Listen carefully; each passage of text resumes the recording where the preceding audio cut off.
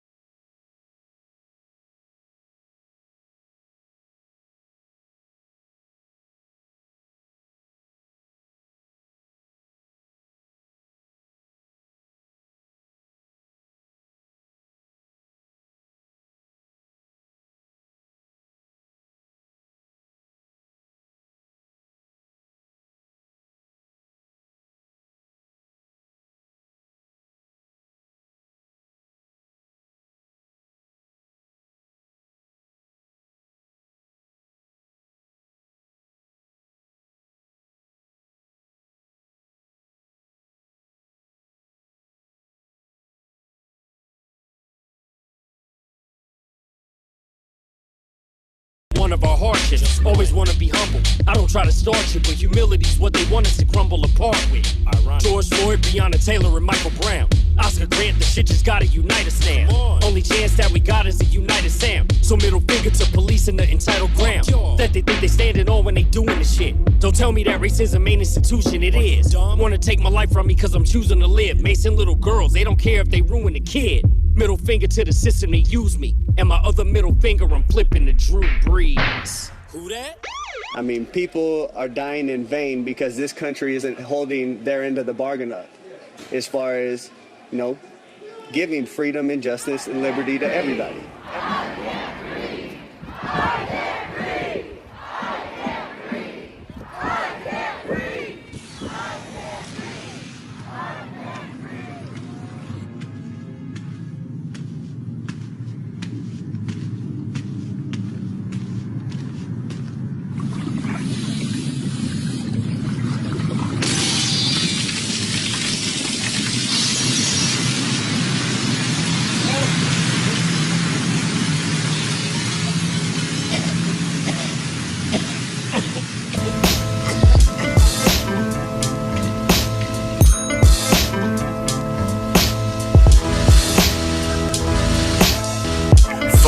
Whoever knows, spit flow so cold. When it froze, it's so lonely and cold.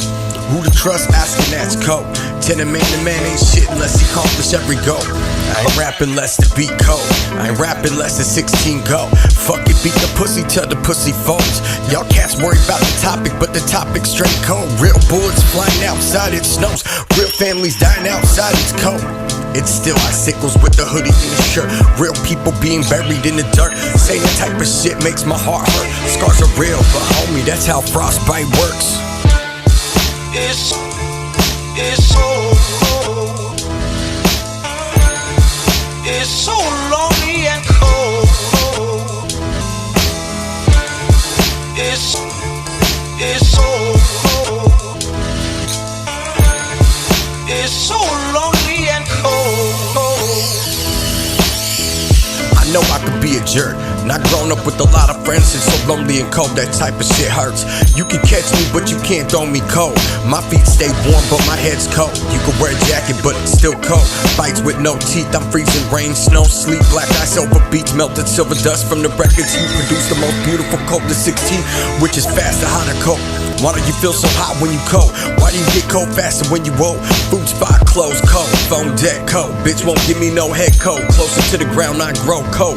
Been left in the gutter cold, everyone straight bitchin' cold. Electromagnetic bolt, shut off your scope. Your brain freezes when your stomach's cold. I'm the iceberg sinking the Titanic, don't panic, cold. Static, freezing, dynamic, 4K panoramic, classic. That's straight cold. It's so cold. It's so lonely and cold. It's so cold. It's so lonely and cold. Keep your addicts in the attic, soft volcanic, catch the damage. Even Pop screaming, bring back the pants kid cold. The other dishwasher was a no-show. Ain't bitchin', that's more dope. Dad wishing he had more time without a coat. Working on his joints cold, like actually no heat in the winter was short. Shit's actually cold. I bet this becomes your girl's favorite spin on the low. Fuck around, you might catch a beat down lonely and cold. Like it when females roll the merry-go. Blow that cold smoke, shit had me in another world, no joke. Print bolt in the arts code. Shit, we all been watched, it's so cold. Keep the yoki noodle on cold. Yeah, the life my dudes and I be living. Some of y'all men wish y'all be living. The ladies in my life so giving. Fried pork, maybe some fried chicken. Wing sauce on the side for the dipping. Y'all chasing bitches that ain't pippin'. Y'all chasing a dragon, homie, that's addiction. Cold. It's so cold. It's so lonely and cold. It's so cold. It's so lonely and cold. Y'all can stay still and stagnant, be what you isn't. You can catch me cold like a snowball tossed in the distance. I'm not here to give answers, I'm here to lay progression down by the inches. Recorded it, edited, 400 seconds, exported, never distorted. Bars black out, leave a shortage. Out of this world, too far for satellites, can't even orbit. Cursive and course, set the course like you never wore it. Sorry, hip-hop in your life is just a phase. It seems like everyone tries to distract me, get in my way. Get the fuck up off me, I don't need that type of energy today. Stupid choices, cold play. That's not a movement, homeboy, that's a sway. I'll rock the city cold like a hurricane feel. Pick up the damage the next day. Best believe that you care what you say. You clearly ain't picking up my place, so get the fuck about my way. You can catch a cold 3-piece fried to the face. Leave your face looking like coleslaw left cold on the tray. It's so cold. It's so lonely and cold. It's so cold. It's so lonely and cold.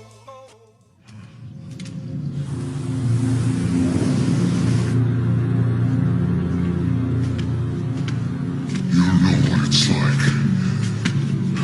I've been hunted for as long as I can remember, and I can't control it. The monster at pub. Do I look like I give a...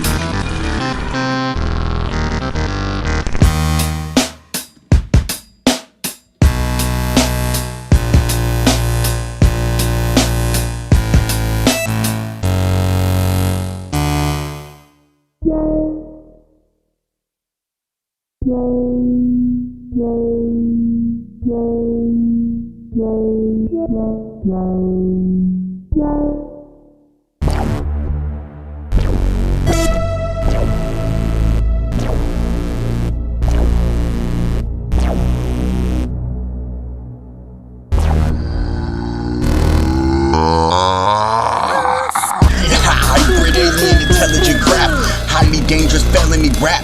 Weaponry chemically trapped, heavenly melody snaps, offensive remedy shafts. Fucking stupid rappers can suck my brown privilege. They suck catching therapy from a 70s ebony smash.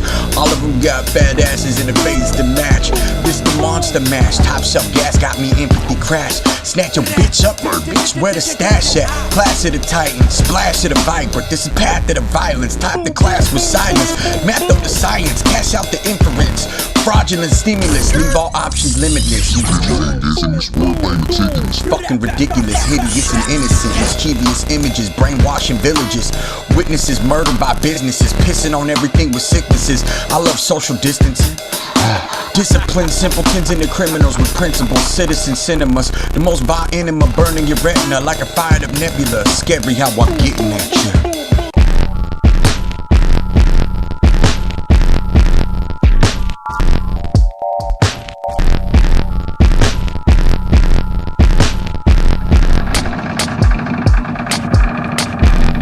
Holographic cannon, can't speak to the wall. Head banging before I could crawl. Two base or two pace, loveless or moveless, 10 toes wherever I fall. We gonna generate a moment of peace, foaming out the mouth like a beast, going rabies over the beat. We making this happen, no maybes. The world's a sketchy tank, homie, no maybes. I'll be rapping till I'm 88, that's no maybes. With my hands in a basket of fries with extra sauce, no maybes. Nothing like the sounds of nothing, it's beautiful, crazy. I'll let you know the truth, your favorite rapper lies in a boot. Your favorite rapper can die in his chain and shoes. Better when the city sleeps at night after a pool too. Always gritty, next line itchy like a fiend who had a bad batch running shady through the city. Only nasty ratchets and lace, and we still treat them like ladies. You know the ones that hold your balls and take deep swallows to the face. I love chimichurri soaking the steak. barbecue pork in my hand. Check the drums of fate. Watch the snares land. Haters still spitting on my name. Now, they live a life cycle of blasphemy, thinking life's a game. I work hard and only ask for small things. And great people in my life. Good food and always questioning, is everyone alright? Bang the pads on their kai. Duck soup with extra broccoli and bok choy for the guy. Believe me, the portion's always right. 1, 2, 3, 4. Always right. We making this happen, no maybes. The world's a sketchy tank, homie, no maybes. I'll be rapping till I'm 88, that's no maybes. With my hands in a basket of fries and extra sauce, no maybes. Yo, check it out. That's no maybes. I'll be rapping till I'm 88. Rapping till I'm 88. Rapping till I'm 88. That's no maybes. I'll be rapping till I'm 88. Rapping till I'm 88. Rapping till I'm 88. That's no maybes. I'll be rapping till I'm 88. Rapping till I'm 88. Rapping till I'm 88. That's no maybes. I'll be rapping till I'm 88. Rapping till I'm 88. Rapping till I'm 88. That's no maybes. Word.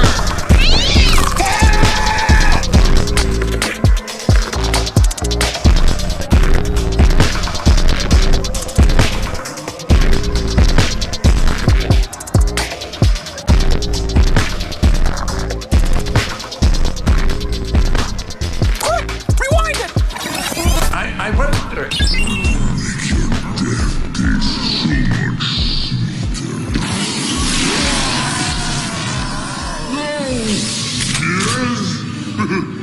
As in, yes, you're going to die. Bang! Just kidding. Click, click.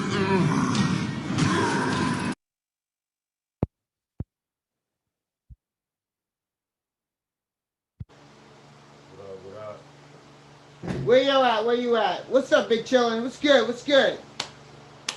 Yo. Yeah, on some live living shit, man. Might be a little too motherfucking. We need a little more light. Can't tell if I'm on stage. Do it look better now? There we go. Some light in this motherfucker. You sitting there, my left hand? Oh, I just can't see the speakers. Oh. It's all good. Oh. It's gravity, though. I see you perfect. You're perfect. Look, oh, there I am. Hey. You're there without the speaker. No. The speaker is still. You can still see No, it. but he couldn't see himself. Oh, you can see The speaker was in his way. Oh. It was more fun when you see. Yeah, more fun when you see What's yourself. happening, y'all? What's good, It Big is a little bit Chillin? more fun. We get Saturday.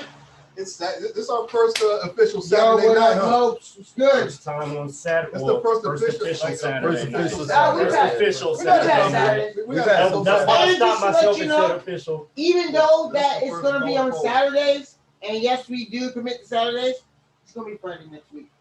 Because Is it really? I'm gonna be out of town next Saturday. Oh, okay. Fair enough. This music shit? They're gonna get so confused when you go. You know what? We're big chilling. The schedule is chilling. The schedule. We all chilling. We are The chilling. schedule is chilling. You know what I mean? Shit. Even the schedule, like, eh. Are you big chilling or not? Fucking being on schedule. That's small chilling Here interview. you go.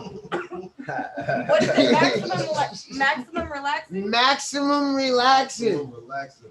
I like it. I like it. Extreme lounging. Yeah. Maximum relaxing sounds like a hair product or a laxative. I'm not sure which one. Yikes. You're relaxing. All right, y'all. I'm gonna do something real quick. Took that maximum relaxing. Messed up my pants, man. Oh, I'm gonna see if I can get more of the big Take chillin'. a sec.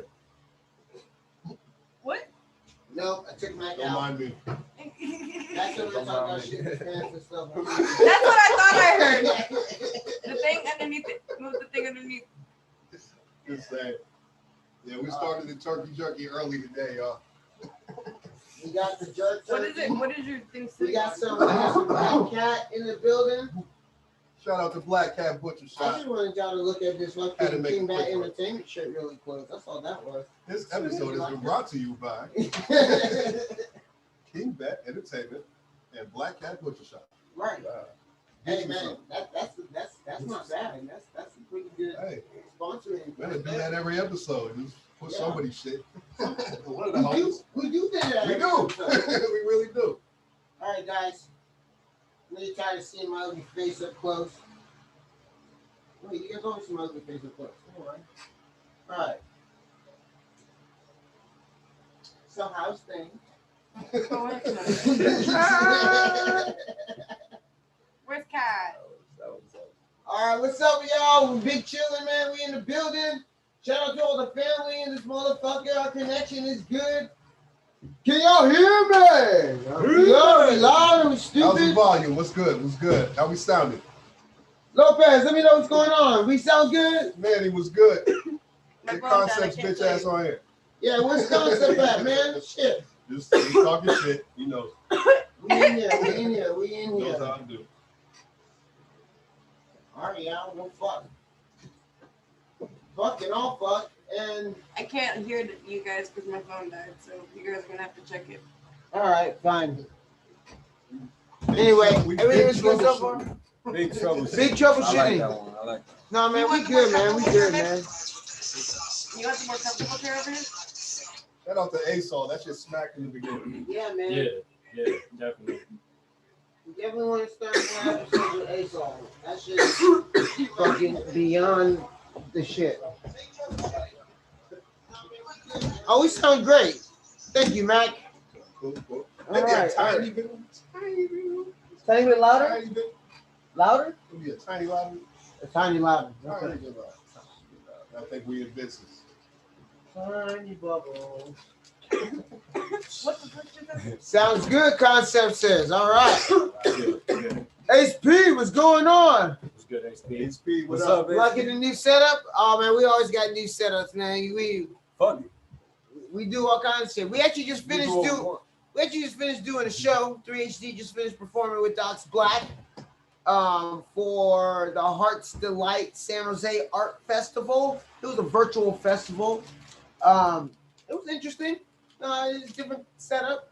It was a predominantly Zoom-based music fair, which was a little bit different than what we're used to. We're used to pulling into one Zoom and, breaking out links from there. But this was like a bunch of links put on one platform. And after, our experience today, we learned that a couple of things. One, sound checks are important if you're going to be facilitating. We weren't facilitating, we're just artists, but if you're going to be facilitating any sort of virtual content, show, or whatever, sound checking is important. Just like how we get on here and say, hey, how do we sound to you guys? We're not just don't get out here and start talking like a bunch of assholes on the mic, at least not usually. And so if you're facilitating, you need to have somebody to sound check. Just like when we go to shows, the shows that are sound checked are always better than the shows that aren't. Like always, almost always. There's some exceptions. So we learned that. Everyone's still learning in this virtual game. And number two, we also learned that there will be technical difficulties, even though you have everything set up. And doesn't mean that's on your end. Sometimes just technology sucks in general. I mean, like, think about technology. It's like we're enslaving these poor computer units. And like one day they're gonna like rise up and sing a freedom song and come back and whoop our ass, bro. They will. And Sing a freedom song. sorry, I was still inspired by our Kwanzaa episode. There you go. That was crazy. But yeah, man. So like sometimes like there's probably some technological rebellion. I mean, I don't know how to think of it any other way, but that's pretty much how I look at it. Sounds real. I mean, we live in the Bay Area, man. So absolutely. But what's going on with y'all, man? How y'all been? How's y'all weekend been? You know what I'm saying? We Big Chillin' the weekend. We made sure Big Chillin' got a little bit bigger. The This gives us an opportunity to do a lot of stuff, man. A lot of stuff on the weekend. We got our man Asol joining us later on tonight from Eugene, Oregon. This man is part of the Overflow crew. Skynet, hell yeah, man. That's here, bro. We're in They Skynet. coming, man. They coming. The machines are about to fucking rebel. I don't know about y'all, but I'm already teaching kids how to I code believe in just that in tomorrow. case. You know what I mean? I don't know how HTML is gonna save us, but you know it might, man. When shit gets reduced to rubble, then perhaps HTML might be all that we need to survive. Learn your zeros and ones, y'all. You know, I got the JavaScript on lock. You know, in case I want to like, meme some robots to death. That's a verb now. That's a verb now. It's a verb. It's a verb. It's a noun. You know, it's a pronoun. You know, they got Meme Williams. You know. But yo, how many of y'all out there have checked out Pitt's new video though? Yeah, man, never gonna stop, man. This is out. Do that, man. Y'all check that out. Piff Habanero TV. Go subscribe to Piff Habanero TV. Matter of fact, y'all don't think I'm in the chat, but I'm in the chat, man. So I'm gonna make sure y'all know. That's the thing. Subscribe to Piff Habanero TV. Yeah, man, shout out Diamond Pit My Media. motherfucking eyesight to see the chat now. And shout out Diamond Pit Media. It's okay. We 2020 y'all hop on the Vision's phone, coming in man. a We few got days, we man. mobile here. Live with y'all. 2020 Vision EP's coming in a few days. Manny wants to know who do we got tomorrow? Mahomes or Brady? We hopping right into it. Hold on, wait. Favorite part. Hold on, wait. Before we get into Before we that, do that, we can't just hop into that, man. We cannot just hop into that. There's setup there, man. There's setup. You know what I'm saying? All right. But we're gonna get to that. We're gonna spend a couple seconds on that for sure. we'll go there. But please subscribe to Piff Habanero TV. It's his own YouTube channel. Do that. All right. I put it in the chat. Subscribe to the channel. Get him to 100 subscribers so he can feel like a legitimate, channel. I don't know why they do that to us. You know, before we're all on the same level. Now we got to play this ladder game. Okay. No complaints though. No complaints. I mean, it didn't used to be this way. Okay. Thank you to everybody support. But the other day, he had like 30 subscribers. Now he's like at 45. Okay, so there's some fucking movement. Okay, so subscribe to that shit. Subscribe to Piff Habanero. Check out Never Gonna Stop. Check out some of his old shit too. He got some old shit on there, man. Concept says the track is dope. All right, appreciate you, Concept. Hell yeah, man. Back when he went by E-Pip, man. Check out all that stuff too. He's got some older things on there, man. You know Concept also wants me to give my football pick, so we'll table that. We'll table that. Yeah, we'll table all We'll that. get to the game. I got you, Concept. We'll get to the game. Trust me, we're gonna talk about that shit. Cause like me, like I said, we're gonna talk about that. Steezy, what's up? What?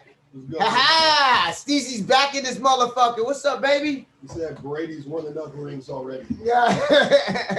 I think Brady would beg to differ. All right. Wrangle that. We'll get there. We're gonna get there. Cause that's opening. That's a can of worms. Okay. That's the snake at the jar. Okay. All right. We want to make sure we're prepared for that. There's gonna be a lot of shit, and I got a lot of shit to talk about that shit too. Cause like I have a difference in opinion than what most people have. Actually, it's kind of like split down the middle. More if I've been polling people. But anyway, I got a real simple take on that. We'll get to it. Right? Yeah, we'll get to that shit. Yeah. Hey, I do want to make sure that if you like Never Gonna Stop, share that shit with somebody else. Everywhere. Okay, give it to somebody else. All right. You know, my man Piff been in the game for a minute, man. You know, way before Diff Dope, man. We've been doing this shit, man. So, he's seasoned. He's hungry. He's developed his sound. You know what I mean? And you'll see that in 2020 Vision, man. That's coming real soon. All right, pre-save that shit too. Pre-save 2020 vision. All right. Fucking yeah. You'll get it the second it drops. It'll hit your second library. drops already in there. You It's ain't yours. even gotta- Nice job with the track, the video, all that. Yeah, man. Diamond Pit Media. Diamond Pit, hell yeah, man. Killed it with the video. You know, we grind. They did. We grinded, man. We grinded, man. And my Never man, gonna stop. my man Piff, man. You know, like, he ain't no spring chicken anymore. He's actually turning a year older tomorrow. I feel young though, man. You know what I'm saying? But he's still young. He's still young as fuck. I feel like I'm 20 We years celebrating old. early. It's You're all spring good, chicken? you know. Yeah, we celebrate. I feel young. We celebrating the day early. He's I got- still the youngster out here, man. Yeah, man. How old are you? 21. Yep. That's how I feel. That's how he feels. Nah, I'm 28. I'm 28. I was like, wait. 29 tomorrow. 29 tomorrow, y'all. He's 29 tomorrow, y'all. I was like, y'all got some explaining to do. How did you get in the clubs all these years? I really Oh yeah, believed since it. 18 I've been getting it. Yeah, I really believed it though. I was like, man, I was maybe getting I'm you. wrong. I was getting you a It club. got I old know, by the time I I was got 18 too. 21. It got old. Like Yeah. got old. You know, the bars got old. The whole shit got old. I was getting this since I was like 18 with a little fake ID. That's why I started running. I didn't even need a fake ID. Yeah, I was I just like, had you know, Walked up in there. I'm tired. He would just be like, I'm she's like, with I'm me. tired. I'm tired of being a He normal ran this person at the place. I was club. 18. That's He ran just this place. expensive being a normal person. I like walking in the club and walking out with money. I got used to that shit. When I was 18, I was still in Southern Cali, and they had 18 and up clubs, or clubs that did 18 We had and Club up Glow. nights. They had clubs that did 18 and up nights, and so like I went to one 18 and up. You went to club Glow? in San Jose. I don't know if it was Glow. It was at I You didn't never went to even know City? San Jose You never went to Glow. City Lights? Up in the city? I remember hearing about it. I never. You never went to City Lights? never Oh, went. that Never shit heard was about it. yanking. They say I heard it got That was cracking. that was yanking before yanking. It was just cracking then. The cracking was like, you know, Yanking. a I high ain't heard that degree. word since college. Oh, that shit's yanking. City lights, Before- that's before 18 you- and It's over? been quite a minute. Or is that the 21 and over? 18 Uh, and over? It's City Lights is the 18 ones. I mean, they had 21 nights, that 18 nights. You know, they also had like weird nights. They had like trendy Thursdays and How do you know this? because I was there all the time. You were at the training nights all the time? No, I was just at City Lights, and so like it No, was. thank you. I mean, like people got any place to go. It's San Francisco, man. You know what I'm saying? Hey, And Hey, I'm not hating on nobody, but that, you know. I was not either. I was Yeah, just that curious wouldn't on be- how that you wouldn't knew be how my nice spot. they were, and then you said I was there all the night, wouldn't be all the my- time. So I then mean, I like- had to clarify: were you at the training nights all the time, or was you just there all the Ace night? No, P man, says he it's- still gets asked for his ID. Hey, Alex, enjoy you, it, HP. Alex, you and I Enjoy it. look hella young, bro. You know what I'm Enjoy saying? it. Piff looks hella young too. Ace P look I like try- Steph Thanks, Curry's man. little Piff brother. looks hella young too. Like Thanks, man. I still get ID'd. man looks like Stephen A. Smith. Yeah. Yes. No, Little bit, not even, not even. Way better hairline. I'll give you that. Way better hairline. I hope so. Shout out Stephen A. Smith. I fuck with Stephen A. Smith, but yeah, like I hope my hairline is better than his. Hey, Stephen A. Smith was on some bullshit this week, actually. What did he What? say? He got in What? trouble What are you for saying talking about? So, Oh, what? What happened? Something about MMA. so or Stephen A. Smith women? said, "Oh shit! shit, Oh what'd he say? shit! We got aerosol in the building." Hey, Saul was good. All What right. up, A-Saw? What up? What up? So, all right. Let me let my nigga in real quick. Hold on. But yeah, what He said that nobody wants to see women MMA. What you did asking for it there, man. You can't be saying shit like that Mm. nowadays. Even if that's how you feel, keep it to yourself. You know? Yeah. A, people do want to see that shit. Yeah. And B, man, keep that to Oh, yourself, I thought you passed it. Right. I thought you passed it. Hey, you asking to get I canceled. thought you were passing. No, I am. Oh, you were? Oh, Right. okay. Come on, man. And I got mad respect for Stephen A. But yeah, you can't say that. You can't say that. Even if that's how you feel, You keep it can't to say yourself. that. Say that in your living room. All You right. can't say that. Don't And get yourself canceled. You make a lot of money, We dog. got my man in and the I would building. expect Stephen A. of all people to know better. Yeah, really. Normally a pretty sharp dude, but yeah, that's not a. That's not a take anyone's gonna respect. Like, oh, let me hear what you have to say. Nah, like, that's some cancel shit right now, man. That'll take your whole career for shit like that, man. Yeah, fuck you. No, it's good. All right, man. We got motherfucking ASOL in the building, all right? So, let me hit him up real quick. He just hit me. Manny says you do look like Stephen A. It's debatable. It's All you debatable. motherfuckers. It's debatable, guys. It's pretty good. We'll take a poll on this. Yeah, we'll take a poll. Oh, you know what? That's funny. I You think mother- I have a poll function on here. Oh, Dun, dun, dun, dun, dun. First Diff Dope. game changer. I hate all of you, by the way. Game changer. You know what? I don't think we can do a poll because Oh, you won, man. But you can do it afterwards. Hey, Saul, what up? Hey, what's up, What up, ASOL? ASOL? You muted? You hear us? That way. You got some sound? Put some sound in that thing.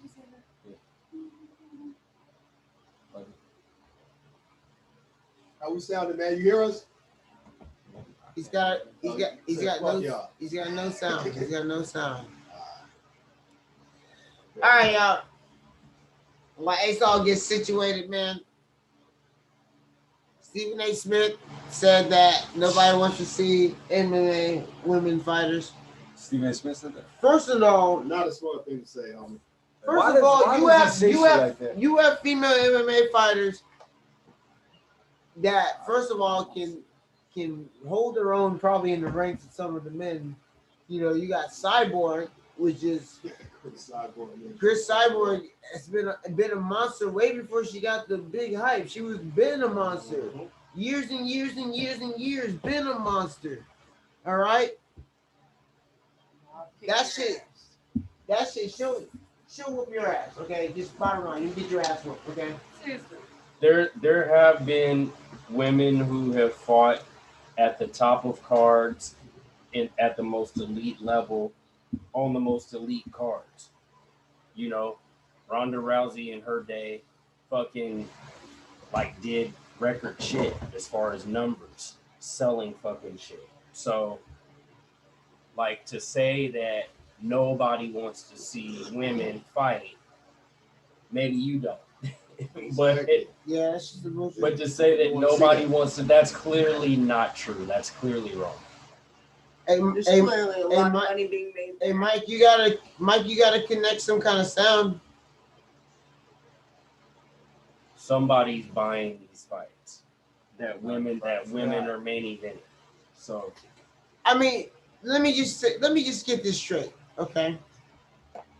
Let me just get this straight. You've seen the rise and the climb and just the overall growth in the sport. That's just an asinine comment. Plus, hear me? Yeah, I hear Now you, we bro. can. What's up, man? What's up? ASOL in the building. Yo, this shit was crazy. I'm over here like, can they even hear me? I can't hear a word these people are saying right now, man. It's fucked up. Nah, got it. What's going on, man? Nah, man, I just had to turn my sound up, figure out the fuck what's going on. This shit's driving me nuts. All right, here we are. We all out here figuring this shit out, man. We feel you. Yeah, yep. It take a second. I'm a fucking early bloomer with Yeah, this. man, you sound great. You sound fine, man. Yeah, let me get my fucking my little 3D homegirl. This little thing right here, man, she be holding on my camera work and shit.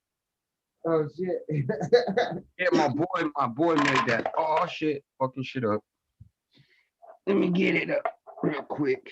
Well, so what's good? What's all good with y'all? Man, shit. Big chillin'. We chilling, man. What's good with you? Surviving in the craziest way possible. You guys got snow up there yet? Hell no. There ain't no snow up here, man.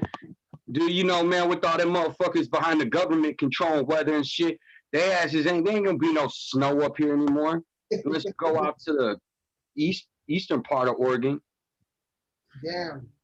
Motherfuckers is crazy up here, dude. Trying to make clouds and shit. It's like, chill out with that. Chemtrails, man. Chemtrails. They got them cloud factories, man, out there in Idaho and shit, man. There we are. And them motherfuckers be pumping out clouds like a factory, dude. It's a trip. Have you ever been in one of those before? No, yeah, it's kind of creepy, man. It's a big ass fucking machine on a farm, dude, that pumps out a cloud. It's stupid as fuck. It's like, what the hell you need it? And apparently what it's for too, man, some of the clouds that they pump out just like completely disruption for chemical and like any type of like chemicals that are in there. But that's on a whole nother beat. I'm trying to get out of that. I'm staying in hip hop. So what's up? We be getting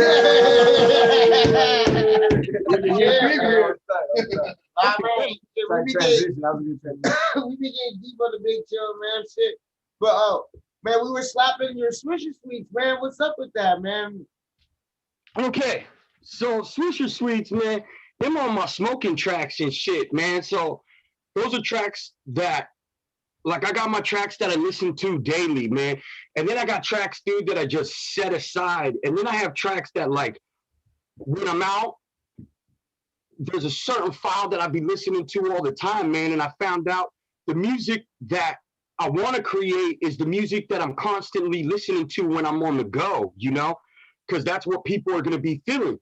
That's where that vibe's at. So, you know, that's what Swisher Sweets is. It's something I could turn on and listen to all the way through versus you're going to get an EP from me where you're going to be like, oh, okay, well, he sat down, he made this beat, and the continuity of the album is the same all the way through.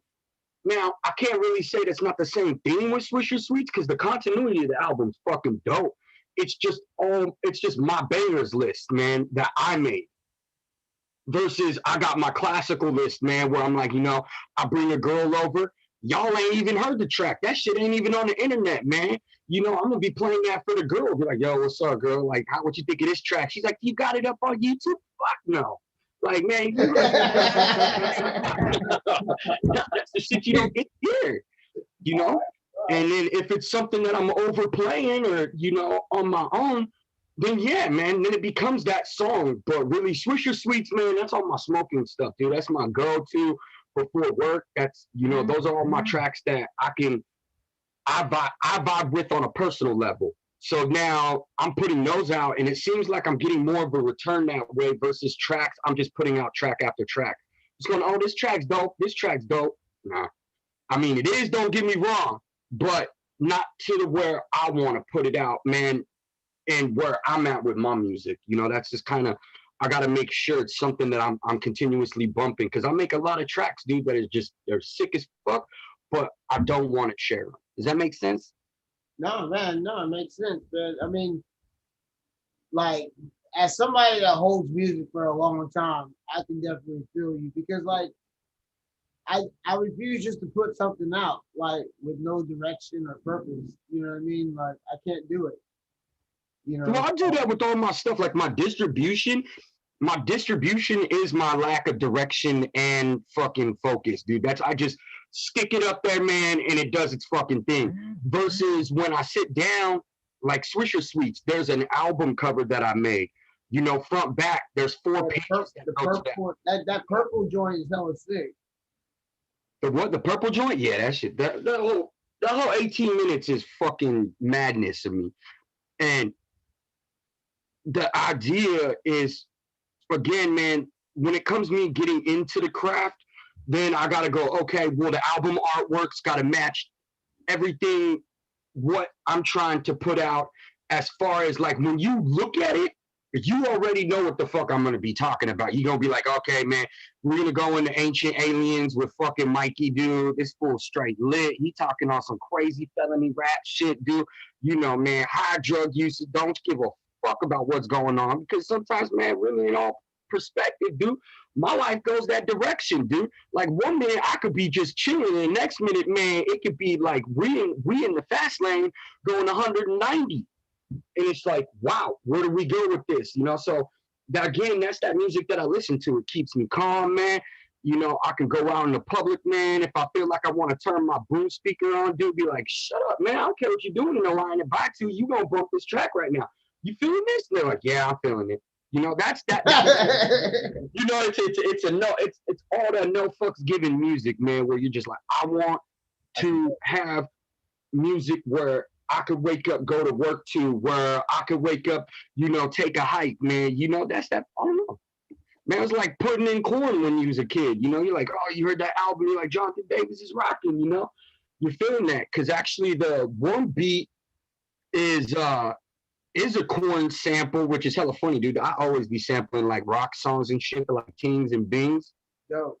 But you know, again, man, Swisher Sweets, man, those are all my sweet tracks, dude, that I could just roll one up to, sit back, smoke, or practically do about anything, man. And that's kind of the music where I'm at. And I was also trying to, since Nike's really big, man, and they're doing this whole aerobic thing, I was gonna try to talk to Nike and get in a sponsorship with them so I can make a developing track music for track runners, man, and people. And it has, you know, if you look over there, you'll see a wild negress. A wild negress. Yes, a wild negress. Welcome to the concrete jungle. My bad. Yeah. Fucking interviews rad for the concrete jungle just come rolling on like it was nothing. On my side, I was like, I was about to look up on Hey, shout out to Dr. Black. Yeah, we just finished doing the show earlier and shit. We had a live show and shit. We still got shit on there, but hey, so you said that so Swisher Sweets was a little bit different to the vibe to what else are you working on right now? You got another project? Well, man, you know, I'm working on oh dude, it's crazy, man. So I'm doing some like crazy shit with this homie. I don't know if you ever heard of Diction Uno. He's cat, he's cool, man. He's toured around with a couple members of the Rube, man. He just did a track with like Apathy and a bunch of other cats, man. And they released a music video, does stuff with like Cool Nuts in Portland, man. But he's an Irish rapper, and we got like a crazy ass Irish group, man, like a West Coast House of Pain or some shit. But like really what we're called is Emerald Empire, man. So like the symbol looks like two E's, man, like the X on E. It's hella funny, dude. Like awesome shit. But yeah, me and this dude Diction Uno, we got this group called Emerald Empire, and the main focus on that, man, is I noticed right now what we're writing about is pretty much what fucking West Coast turned into Thunderdome. Like this motherfucker crazy out here, dude. Like bum camps is on fire, dude. Man, I went up to Portland, fool, come bum rushing out the fucking campfire, dude, on fire. We was like, yo, bro, we just trying to get some bangs and make some music. Like this shit really popping off right now like this. He's like, welcome to Thunderdome. So I was like, okay. I'm gonna start coming up to Portland, and you know, out of the couple sessions that we've sat down and had, we've made about, I want to say, 4 really extremely quality tracks that I was like, you know what, I'm feeling this vibe. When I get a chance, I'm just gonna shoot up here. We're just gonna spend an all-nighter, man, pump out a 6-pack of energy drinks, dude, and just fucking knock them out, man. And that's the main idea behind that one. And pretty much, man, we haven't consolidated the name of the album itself other than the group being established Emerald Empire. But the idea is to talk about certain topics that are very relatable, meaning okay, for instance, depression. One of the tracks is about depression, okay? My boy's been through it, but I've never been depressed. So I don't know what that feels, man. You know, and a lot of people go, well, why don't you feel depressed? I'm all, because I'm not the one that's putting harsh feelings on me. Versus when I go outside, I've seen what oppression is from a Jewish point of the background, to where I had to deal with certain forms of racism being a white rapper, where I had to step up as an ally as a white rapper, man, to make sure that things did not go down the way that these people wanted it to go down against people doing hip hop, man. I think everybody, man, who's done hip hop has been in some kind of sort of situation like that, man, that has led them to a depressive point of their music, man, where you're like, dude, I was going through the roughest time. Nobody for 20 years wanted to listen to my music, man. Nobody. Now I could put a track on, nobody will listen to my distribution, but if I upload it myself now, it'll get played. So, you know, that was a huge topic, was like, man, where were you going with this? You know, because I've never dealt with oppression, but I've dealt with recession. I've dealt with a country in depression, going into suppression and compression, where people couldn't even understand that. Been like, well, why am I feeling the way I'm feeling? Well, you're talking from a compressive point of view. You're not talking from a depressive point of view. Depression is something you put on yourself. Compression is something that you do to another person. It's like taking a can and smashing it, right? When it's a whole can, you just smash that motherfucker and compress it. It's over with, right? Now you bring it back, it's going to have holes in that can. When you fill that can with water, then it's going to empty itself out no matter what, man. So, you know, these are kind of the topics, man, and using that track as a way for people to go, well, maybe I wasn't feeling this way. I should have stopped using this word. Maybe I was actually being treated this way and why I'm feeling that way. Does that make sense? No, yeah, man. It's like, you know, a lot of people put power into, like, you know, simple terms, but, like, you know, it's not always that simple. You know what I mean? It isn't always that simple. But it's also not always that complicated either. You know what I mean? Like, it depends on the person too, man. Really. Yeah, we have a tendency to overcomplicate, you know, and when we are trying to not overcomplicate, we have a problem with oversimplifying. So, you know, instead of calling it what it is, you know, we have this whole entitlement issue. And you're 100% right with that, man. And that's another track that we were talking about, man, that we did, was based upon people who have entitlement issues, man. And really boils down to, is that person more narcissistic than anything?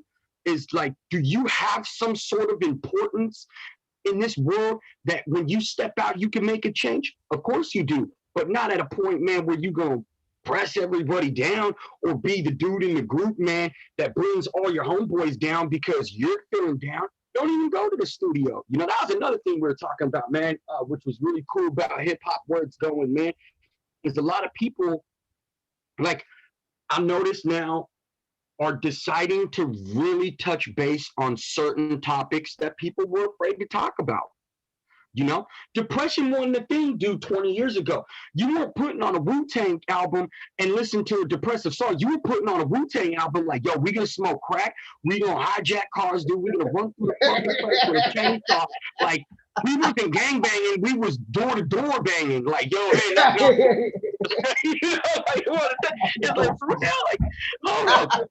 And, you know, now I put on, you know, a track, man, and I put on an album, hip-hop, and I want to fucking meditate. I'm like, yo, this dude, man, went from being like a gangbanger to like a spiritual gangbanger to like some complete guru of lyrics. And you're like, yo, this is dope. Like, from what you were 10 years ago to the human being that you are today, that's the hip hop, man. I want to see the progression of the human being. You know, when it comes to that, you know, like, this is what we first saw you as, but now you're over here. Regardless if you had money, regardless if you were, you know, the most popular cat, you know, you could say the whole track, man, and everybody wanted to sing it with you, you know? I have friends like that, man. They could sing a song. Nobody was even rapping the song, man. Nobody even liked the song until that one kid sang the song. And they were like, oh, shit, well, let's sing it with him, you know? And then you find out, you're like, yo, there's only 5 words to the song. The fuck? Y'all up in this bitch, dude. Y'all up in this bitch ready to riot, man, over what the fuck Sesame Street rhymes, man. And that's what it is. You know, you can't go, oh, well, you take this complex rapper and put him down, man, because he is super fucking dope at making complex rhymes and using all the unique words in the world versus you got this simple cat, man. He come on and then you're like, oh, well, he's not saying anything. But have you read his lyrics? Have you stopped to listen to what he's saying? Because to you, it might sound like jibber jabber, but really you go back, read the lyrics, he just simplified what he wanted to say. So, you know, I totally agree with that. Why, man, like you could be super complex about how you feeling, or you can simply just be in a happy medium. Again, the reason why I made Swisher Sweets was because those were all my happy mediums, man. Those weren't things that I was trying to go super complex. I was just freely hitting that. So I agree with that. I fully do when it comes to that. Some people get fucking buck wild and you're like, yo, what the fuck is he talking about, man? First minute, he's over here, man. He jumped into the car, go talk to his girl. Next minute, man, he had Safeway getting a Pepsi. It was like, how did that all coexist? What can you do to bridge the gap in your hip hop to make the point across? You know, does that make sense? You know, kind of like take your complexity and your simplicity, bring a happy medium to it, and kind of fill in the blank, man, because a lot of people, they rap right over that point. Like, you'll be like, yo, dude, the dude said it right in the opening, man. He should have stuck with that lane. Instead, the whole verse transisted off into some, like, spiritual content. You was like, yo, wait a minute. You had me over here in my physical. Now I'm in my metaphysical. Now I'm somewhere over here out in space with you, dog. Like, wait a minute. How did we go? I mean, honestly, I've been on posse cuts, bro. We're like, it starts out on some like MC shit. You're like, cool. And then someone get gangster with it. You're like, all right. And it's like someone's like, getting kind of like, hella grimy with it. You're like, okay, that kind of goes. And then someone raps about love, and you're like, and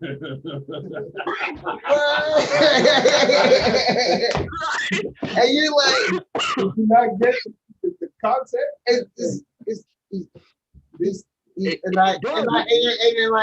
the love nigga would be like, all right, well, fine, I'll rap about like some like hatred, and he'll get over it. And then you get somebody that want to talk about like astrophysics and the woken inner spirit and chakras and civil. What you just say? You just said the woken inner spirit. He said, yo, bro. He said, yo, we up in the temple of the mind, man. Hey, can you break me off a Snickers, dog? Like, I need a piece of that Kit Kat. You like, wait, what?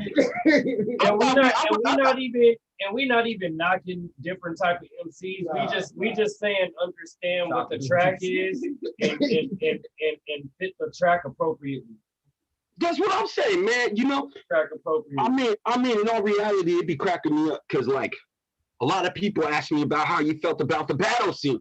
Mike, why don't you battle? Why don't you do that? And I said, bro, for real, you want me to battle? You want me to sit down, write a piece of poetry, 3/16 of poetry, man, right?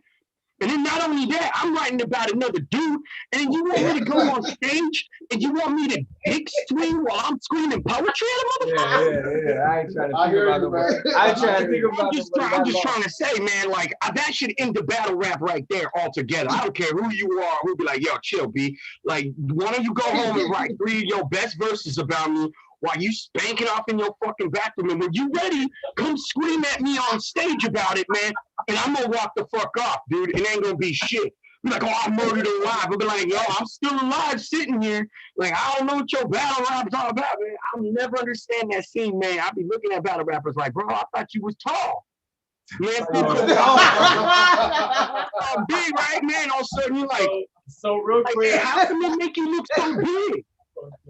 So dude, you look like you gargantuan. Like, I'm gonna walk into dude and fucking dude look like Godzilla, and all of a sudden you see him in person and he 3'5", man, look like he came out of Willy Wonka. And you're like, what the fuck is this? Like, man, yeah, hold the camera eye level, man. Let me see what we working with. Motherfuckers got it all down. They're like, it makes sense why everybody looks so big on camera. There is some cool battle rap out there. Shout out to some of our viewers who may be battle rappers or battle rap fans. Shout out. Hey man, and for real, I'm sorry if there's any rappers watching and they get offended, dog. They can hit me in my DM, no problem. Like that's all real. Be like, you know, if they battle rappers and they get offended, be like, yeah, we'll text battle after I'm off the segment, and we'll sit there. Yeah, I know, man. That dick swinging poetry. You know, a lot of, and I didn't realize how big it was, like how many of my, you know, former and current battle rap colleagues came up on it, but like the URL battles, I didn't realize just how big battle rapping through instant messenger was. Like, like I didn't know, and like legitimate beats were formed this way. I'm not knocking the platform.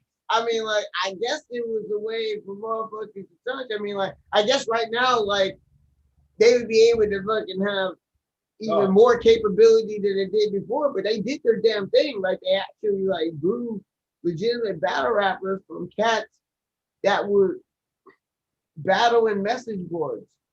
Yo, check this out. Message boards and fucking he used to run a message board. I used to run a freestyling.com. We used to have battles like every couple months. Like, and you talk about letsbeef.com, right? What's that? Let's Beef before URL, man, and all the battle sites, man. Yeah, that's what I'm talking about. Let'sbeef.com. That's what I'm talking about. That's what I don't remember about. that particular one, but there was freestyling.com, there was rapmusic.com, it was ughh.com. Oh yeah, UGHH. And yeah, like underground hip hop is still around. They're still here. They're still around. Yeah. They're big now. Yo, like cats used to battle on, like you said, on the message boards.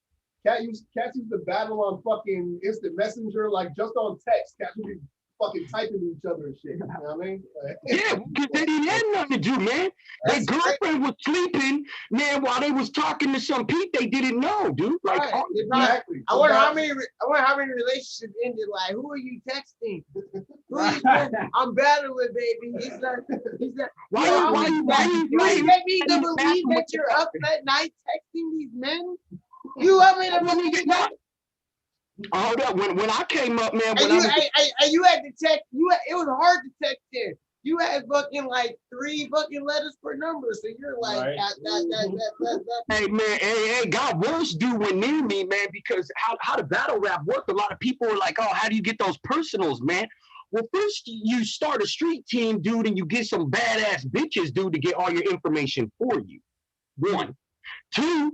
Man, you know them dudes be texting all day, dog. Man, the shitty part about it is, man, when I stepped into it, I was like, dude, this is dirty. Like, I could dirty a motherfucker so bad. Man, it would be bad. Like, if I went to battle rap, I would have pictures and exhibits of like, yo, this is what he be sending his dick pics. First we got to talk about this. Man, we be like, yo, B, like, say, hey.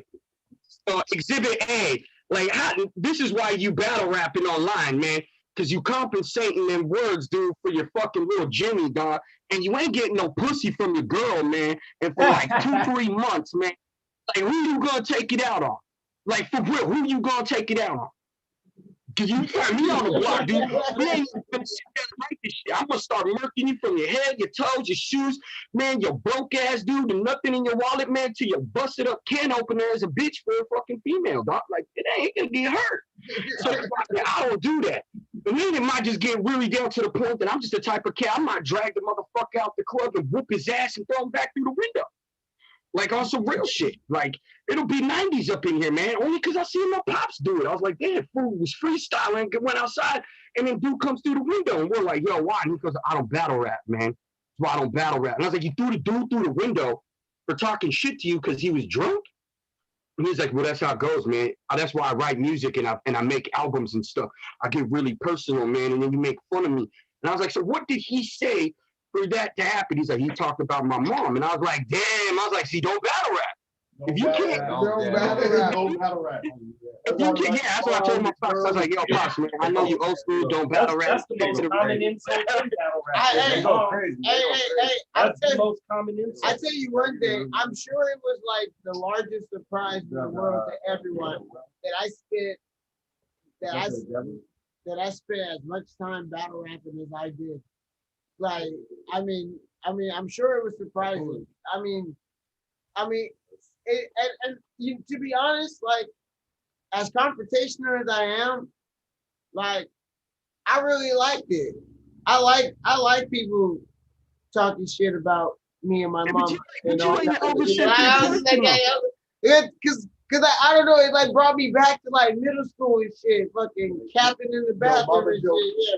You know what I mean? So he said we was hitting your mama jokes in the bathroom. In 7th grade, we had like an underground like your mama league and got broken up by the teachers. Hey, dude, the snap battles, and he said, snap battles was where it's at, man. If you couldn't snap when you was in school, like, man, you was bound to get beat up on a basketball court somewhere in San Jose. They'll catch your ass. They're gonna be like, "Oh, you didn't snap with us." Like every kid had to at least once. Even the little dude. You had to be good at it. Like you had to be good at it because if you finally got that opportunity, you finally was given the light to fucking drop a cap. And you came with some fucking busted ass shit, bro. Oh, no.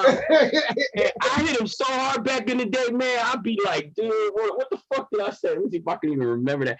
I'd be like, man, your mama's so old. When Moses split the Red Sea, she was on the other side fishing. You know, like shit like that. And people be like, yo, where the fuck did that come from? You know, we be like, your mama's so old, she fought mummy dust. You know, you be like, yo, like, you know, then we come up with our own, man. What was the one back in the day? It was so fucking old, so old school. I said, man, I said to this one kid, man, it pissed him off. I was like, man, motherfucker, your parents are so poor. When I walked in, I asked if I could use the bathroom. Your mom gave me a shovel and said, let the force be with you. And I was like, yo, you know, and those were the snaps, man. Like, damn, I can't believe you brought that up. Why? Yeah, no, that was see, I grew up in Georgia, bro. So like that was the shit. So it was dancing, like motherfuckers was like pop locking and ticking and shit. Or you was fucking snapping. And that shit was like, bro, it was like a thing. It was like, you know, like it was actually like an alternative to like being one of the kids smoking cigarettes, you know, like you know, it's just like I can't ask the dude for a cigarette, but I'm gonna make fun of him and get one after. Like, yo, that's just crazy. You know, and then like some, oh man, I can't believe you, man, because back in the day, those snaps, those books, they had two of them, an orange one and a blue one, man. And they just, dude, those things went hard, man. Those were like the manuscript, man, for like shit talk, just in case you got into something and you had to like, you were like neither gonna be in the lane of having to put your fist up or your words were gonna get you completely out of this, man, because you made everybody laugh type thing, dude. And that's just, yeah, those were the lunch period, 0 period, you know. Snaps were good, man. And then, you know, I mean, you can hear them sometimes in battle rap, man. They be trying to remix that shit here and there. But it is what it is. Now, you know, I'm not going to sit and write a full poem about another dude jump on stage. That just ain't my ball game. Man, when I could just lace one track and make a motherfucker want to go back and rewrite his whole album. Fuck all the bullshit. You know, like, so I don't know. But, yeah, I know you guys got more questions, man. Man, we about to get in a crazy ass lane. I was just wondering, man, when did you move up to Oregon? When did I move up to Oregon? I moved up to Oregon 1999, man. And how that happened was I was living on 434 Morse Avenue, man, in Sunnyvale. And my family had a house out there. And I was living with my uncles and my grandparents because I was adopted by them because they fought the state of California, man, after my mom lost me and shit. So 1999, we moved up here because my half sister had a father and a mother up here, and I had a mother up here, and we were both in Sunnyvale. So that's just kind of why that made that whole move, man. And then I had friends back in San Jose, my boy Adam, my boy Matt, and I would just kind of visit back and forth, man, until one day, man, everybody told, we didn't have MySpace and shit like that, dude, because we were just hella ghetto ass kids. So we didn't have, I didn't even have a computer till I was like 25 years old. Funny that I come from Silicon Valley and I didn't have a computer. I knew shit about fucking media. It's hilarious. Dude, sad as fuck. Be like, yeah, what kind of alienation is that? Like, you from the fucking Photoshop capital, motherfucker, and everything, and your ass couldn't do it for shit. You didn't even have a computer till you're 25, man. I was watching the white kids, dude. They was all playing the fucking Macintosh and shit, dude. I'm like, I'm not gonna get on that. It is stupid. You ain't gonna waste my fucking time on the computer. Fucked up thing about it is, after high school, that was my thing. Like, I had to be behind a computer, and I was like, oh, I'm doing the job that I fucking hate. Why can't I work in the kitchen?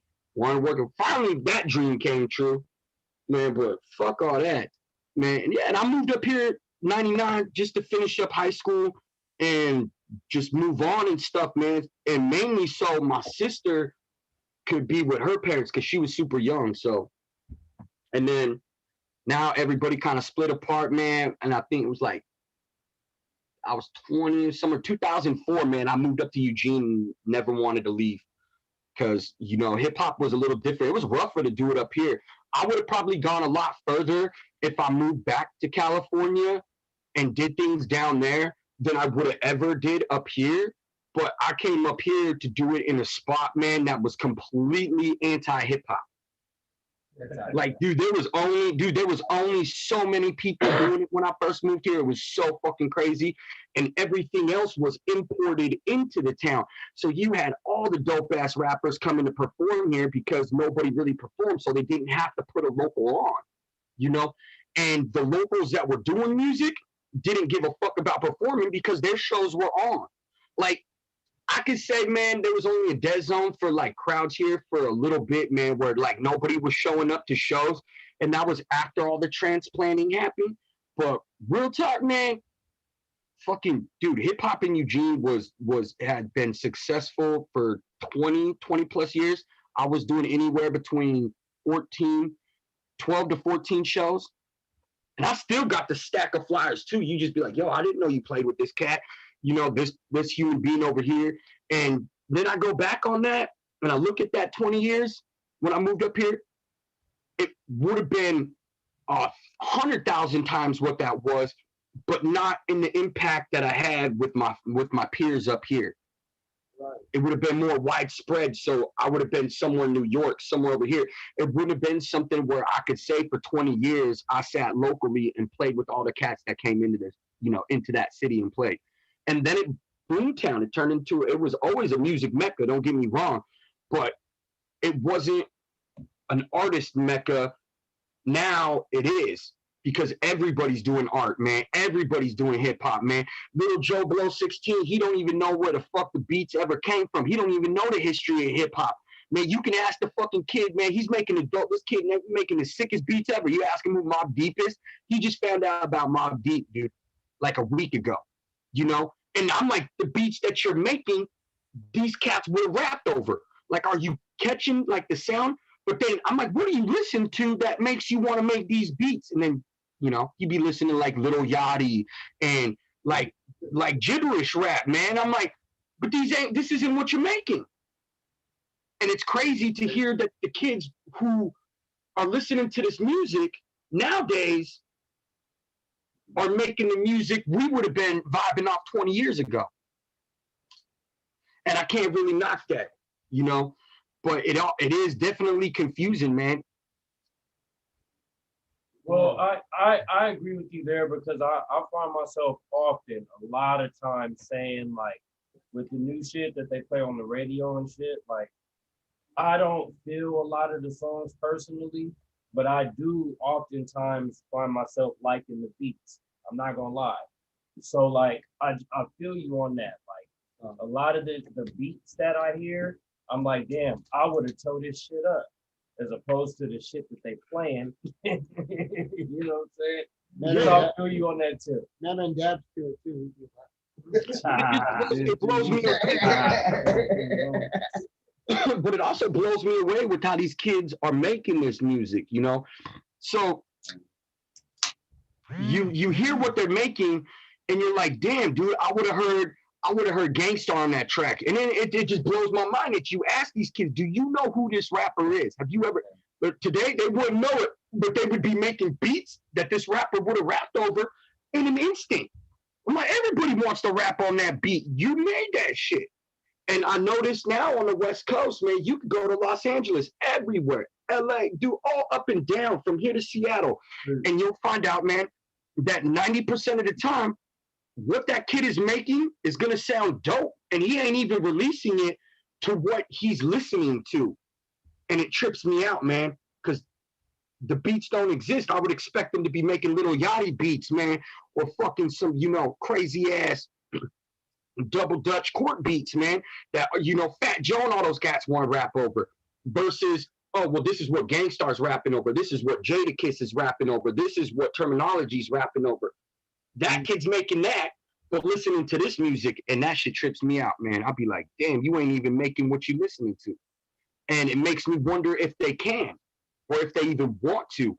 And it makes me wonder if the rhymes that they're hearing on here, compared to the rhymes that they're hearing on here, they wish that it would just switch and go the opposite direction.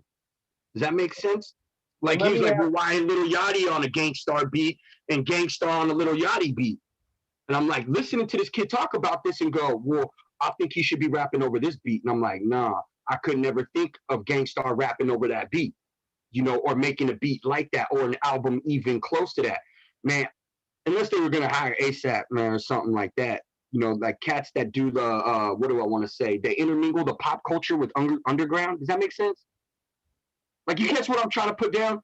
Like, it's like a fusion of music, man. Like, cats are taking the pop culture and somehow fusing it into what hip hop is. And I'm like, yo, dude, hip hop ain't pop, man.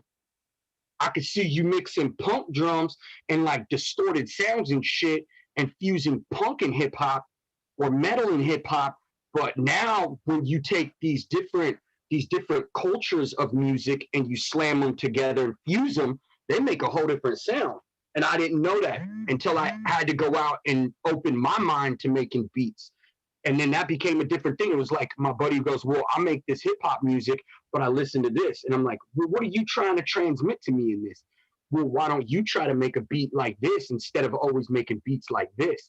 And then when I tried, I found out, man, that now I had to go listen. I had to go learn about those genres of music. I was like, oh, I know pop culture. Yeah, Rancid, all that shit, dude. Let me go listen to this real quick, man. Turn on Madonna. Nah, that ain't what it's about. It's a particular type of sound. And then, you know, that later, 10, 15 years of really getting into what sound I wanted to produce, or what sound of people that I wanted to congregate myself around, then that came in, That's why I listen to y'all music, is because that's music that I'd be making, that I have control over my sound now, to the point where I can intermingle and fuse these different sounds, and I want to make sure that people that I'm working with do the same thing, are just not limited to one thing. You know what I mean? Oh, yeah. Right. No versatility. There should be no limitations, man, when it comes to hip hop.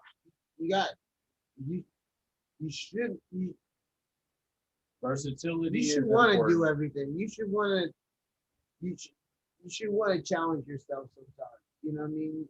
You shouldn't stay completely in your comfort zone with anything, really. Like, but especially for music.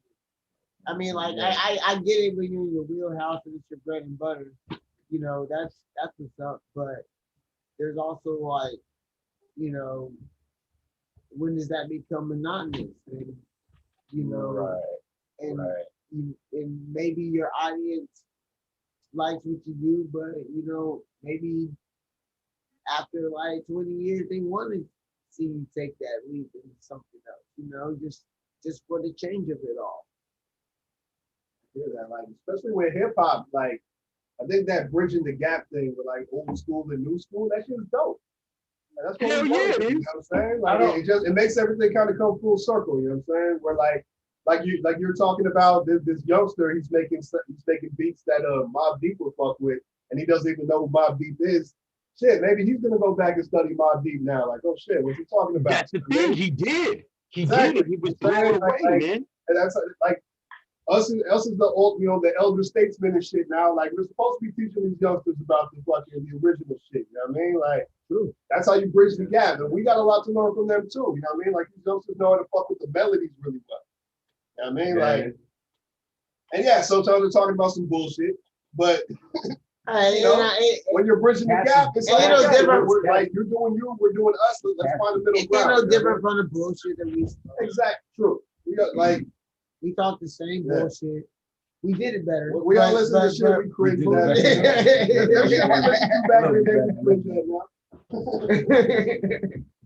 I think the only thing money right now. Right, true. I mean, like, but that shit was a hit when it was a hit, though. But I'm gonna go back to I'm gonna go back to Max inquiry. Does anyone know a line? And after that, who that? Did that feel good? Who that? Trying to get up in my yes. The hook count. The hook count. Did that feel good? The chorus counts. Do you feel good or do you feel disgusted with yourself?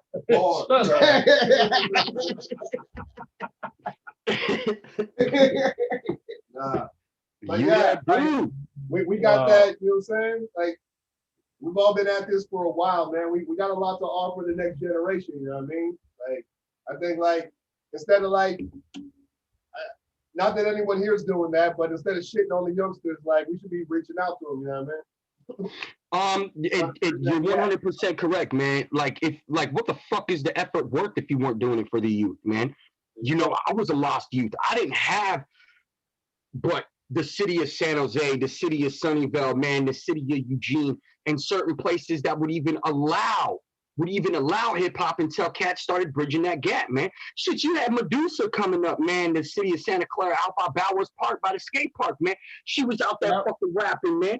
That's how, you know, she was a big main founder, dude, for We the People, man.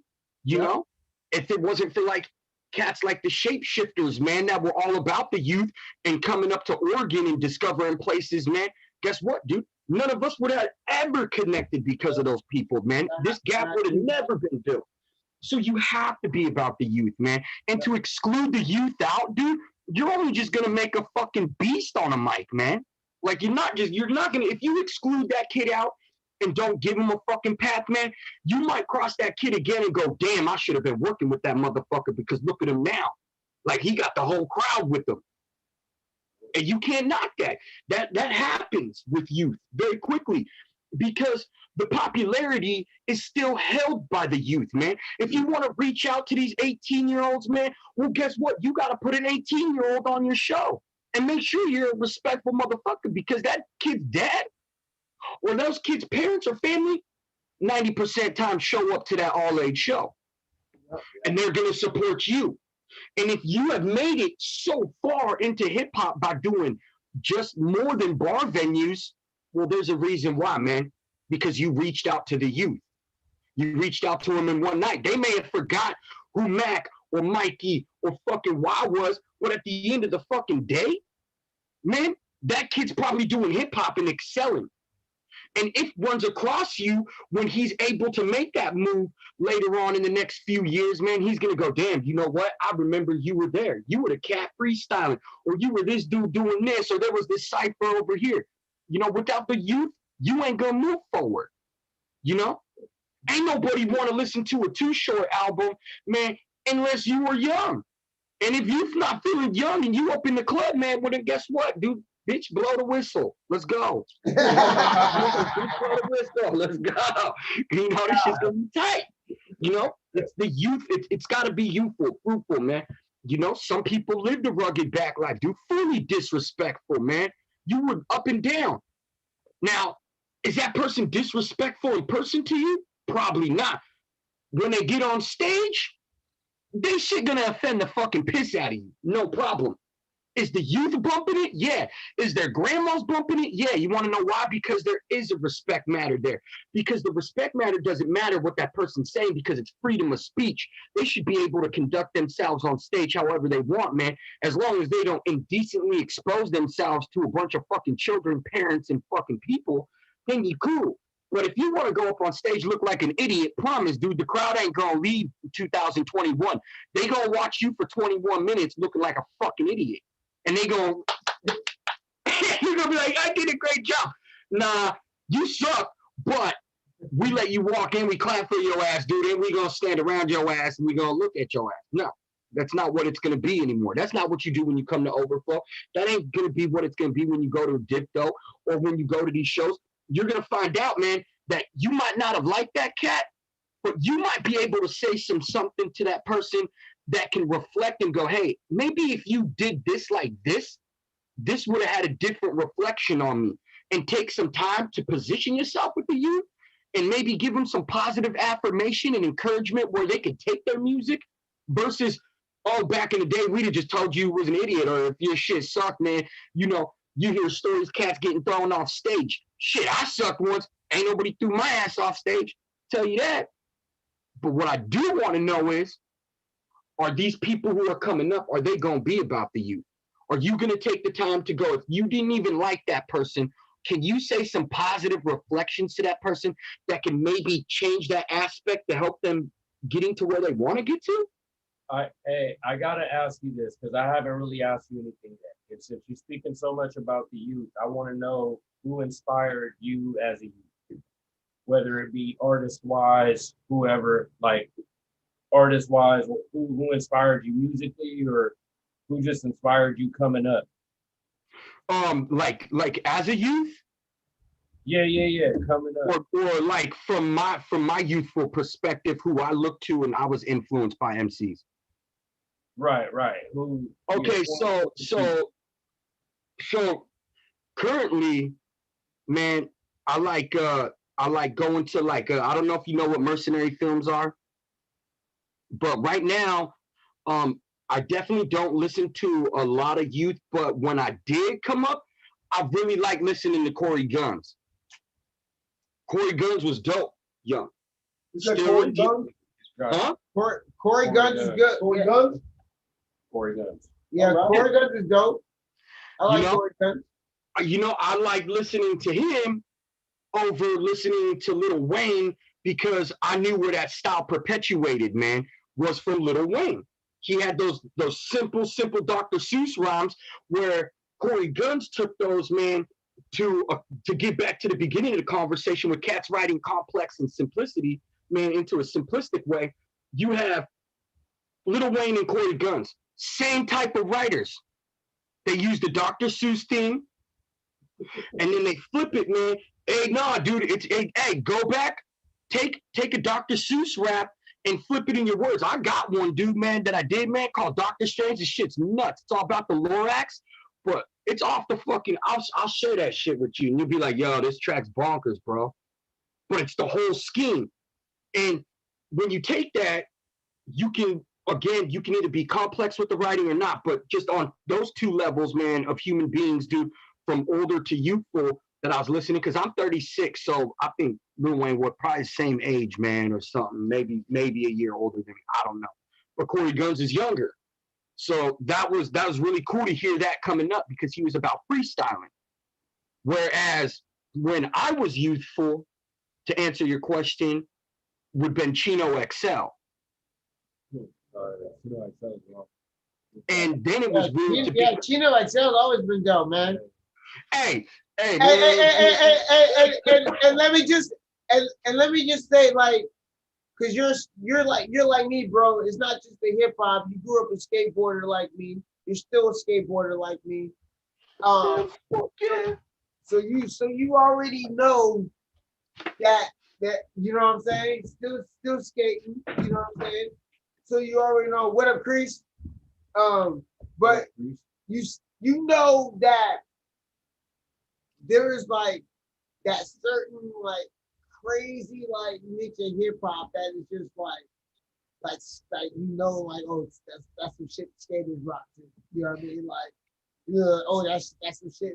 That's an old fucking Henry Sanchez song, or like, you know what I'm saying? Like you know. It just to come with it so hard, man. The reason why I like skateboarding, and skateboarding definitely got me into like some crazy type of hip hop, man. Like, who's always on them 411 videos that was hella nuts? God, I can't even think of their name off the top of my head. Sick ass hip hop. Styles and Beyond, fool. There was, man, you'd have Wu-Tang on there, man. It's so funny that I always bring them up, man, when it comes to hip-hop. Like, dude, that's like my go-to. Like, even at the Hieroglyphics, I had to buy a Hieroglyphics shirt, dude. Beat Nuts I got into because of fucking skateboarding, bro. Man, Les, dude. Company Flow I got into because of skateboarding. You know, Company Flow. Yeah, man, I didn't start listening to Company Flow, man, till I was like really, really into like my teenage years, man. It was like, honestly, dude, I listened to a lot of, believe it or not, man. You be like, shut the fuck up when you say. I listened to a lot of Master P, dude, and a lot of Chino XL, man. That, like, those were my only hip hops, dude. Like, I had and it was so hard. Hey, dude, like, hey, man. You know, yeah, dude, that's my shit, dude. Like, you know, you throw on. I grew up in the South, bro. That's my shit, bro. Like, that's my shit. That's what I listen to.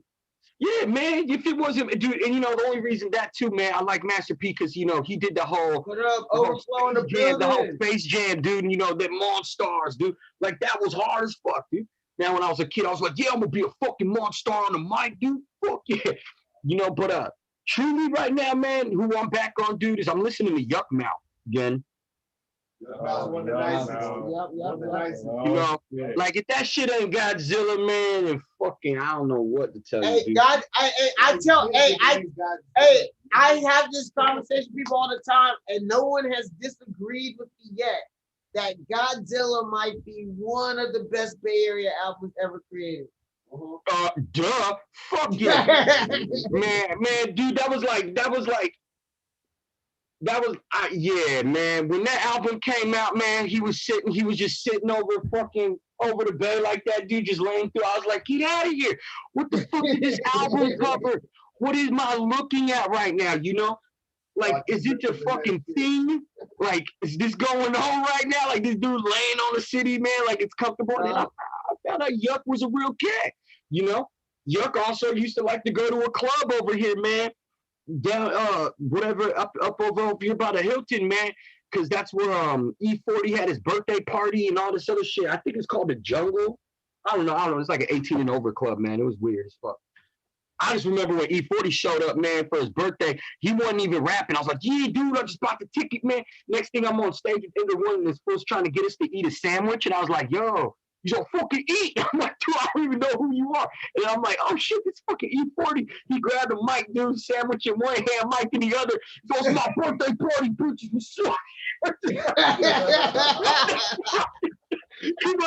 You just like talking over a song, man. This shit was crazy. I was like, is this fucking really happening right now? I'm like, okay, cool, $20 just to get in, kick it, fuck it. It's dope. But I wasn't eating none of the sandwich though, man. But it was hella dope, dude.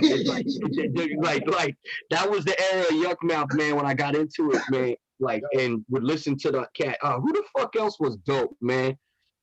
And Messy Mars was doing his thing back then too. Messy Mars, man, he's always gonna be sick, man. Any of the Thiz Nation, man, or Thiz Latin boys, dude, man, out of Go Talk Entertainments, dude, like that shit's fucking just bottom line, always gonna be dope as fuck. What the hell was his name, man? Beta Weeda. We talking Bay Quinn did this thing. You said Beta Weeda? Yeah, man, that was another thing. He's still hey, man, Beta Weeda when he got I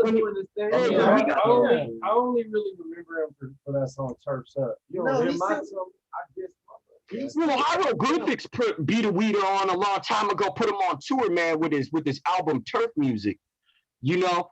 And believe it or not, man, there's several times, man, I ran into that dude on the I-5 corridor, man. You know, man, at a gas station. Once he fucked up the gas station I was working at, dude, which is hella funny, man. Him and his boys were just throwing shit on the ground, dude. And they're like, oh, man, Mikey gonna pick it up. I'm like, yo, what the fuck? Like, just because my fucking name, you know, my name tag, like, who the fuck? He's a weird rapper. And then he gave me his Turf Music fucking album after thrashing the fucking Chevron. Dude peeked out, man. I bumped that shit. I was like, this is dope. Like, okay, cool. Man, went back to the Bay, man. They had a high road day, man, where everybody was at. And that was sick, man. Those were some of my exceptional things as a youth, man. After moving to Oregon, like, I got to travel back and do those things, you know, where today I don't get to, man. Fuck, I want it. And then I didn't get to go to high road day for so many years, right? This shit's crazy.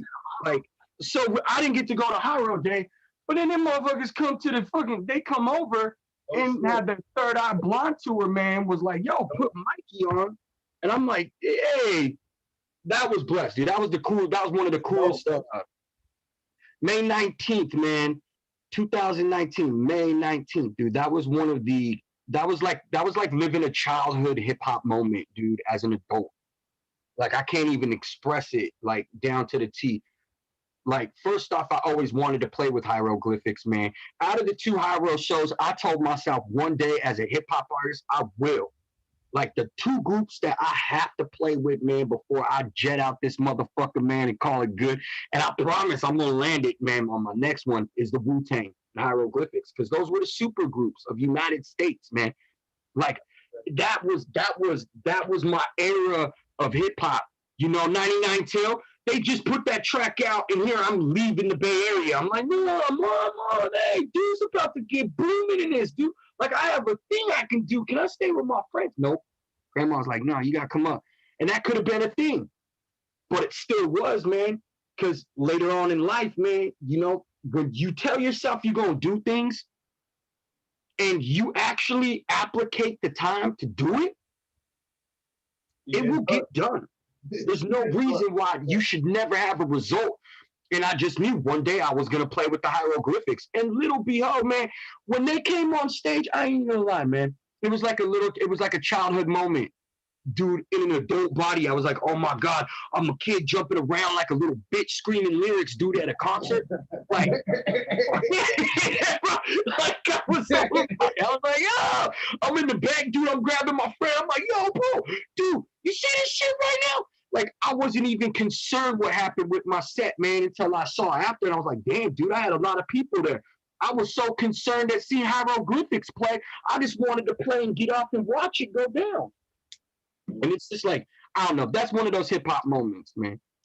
So as super groups, yeah, man, to get into like my influence, like definitely, you know, that was huge. Now I ain't gonna say definitive Jux, man, when coming up with Company Flow and stuff like that, that there was people making like 3-4 man groups that were sick. But now I want to talk about Boot Camp Click. Hey, let's talk about that. Let's go. Yeah, that's what I'm saying. So, Pete, I love that motherfucker, dude. Hey, for real though, like, man, ain't nobody right. Okay, I can't. I'm gonna say this, man, directed at myself. I don't think personally, man, that I could never not say that that was one of my top 5 rappers, man. Not lyricist, not when he was doing the lyricism. He was a rapper, man. And the reason why I say rapper, man, because he's probably, you know, that's a scary motherfucker right there. He's a good man. Out of everybody in every verse. But you know, he'll tell you straight up, dude, like, you know, it could have went any direction with that guy.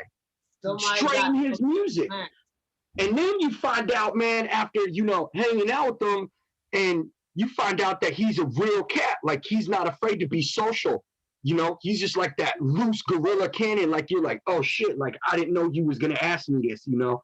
We're sitting at the Wild Hall, and this motherfucker like, yo, what's up, man? Let's go to the club, man, where we gonna live. And I'm like, yo, dude, like that?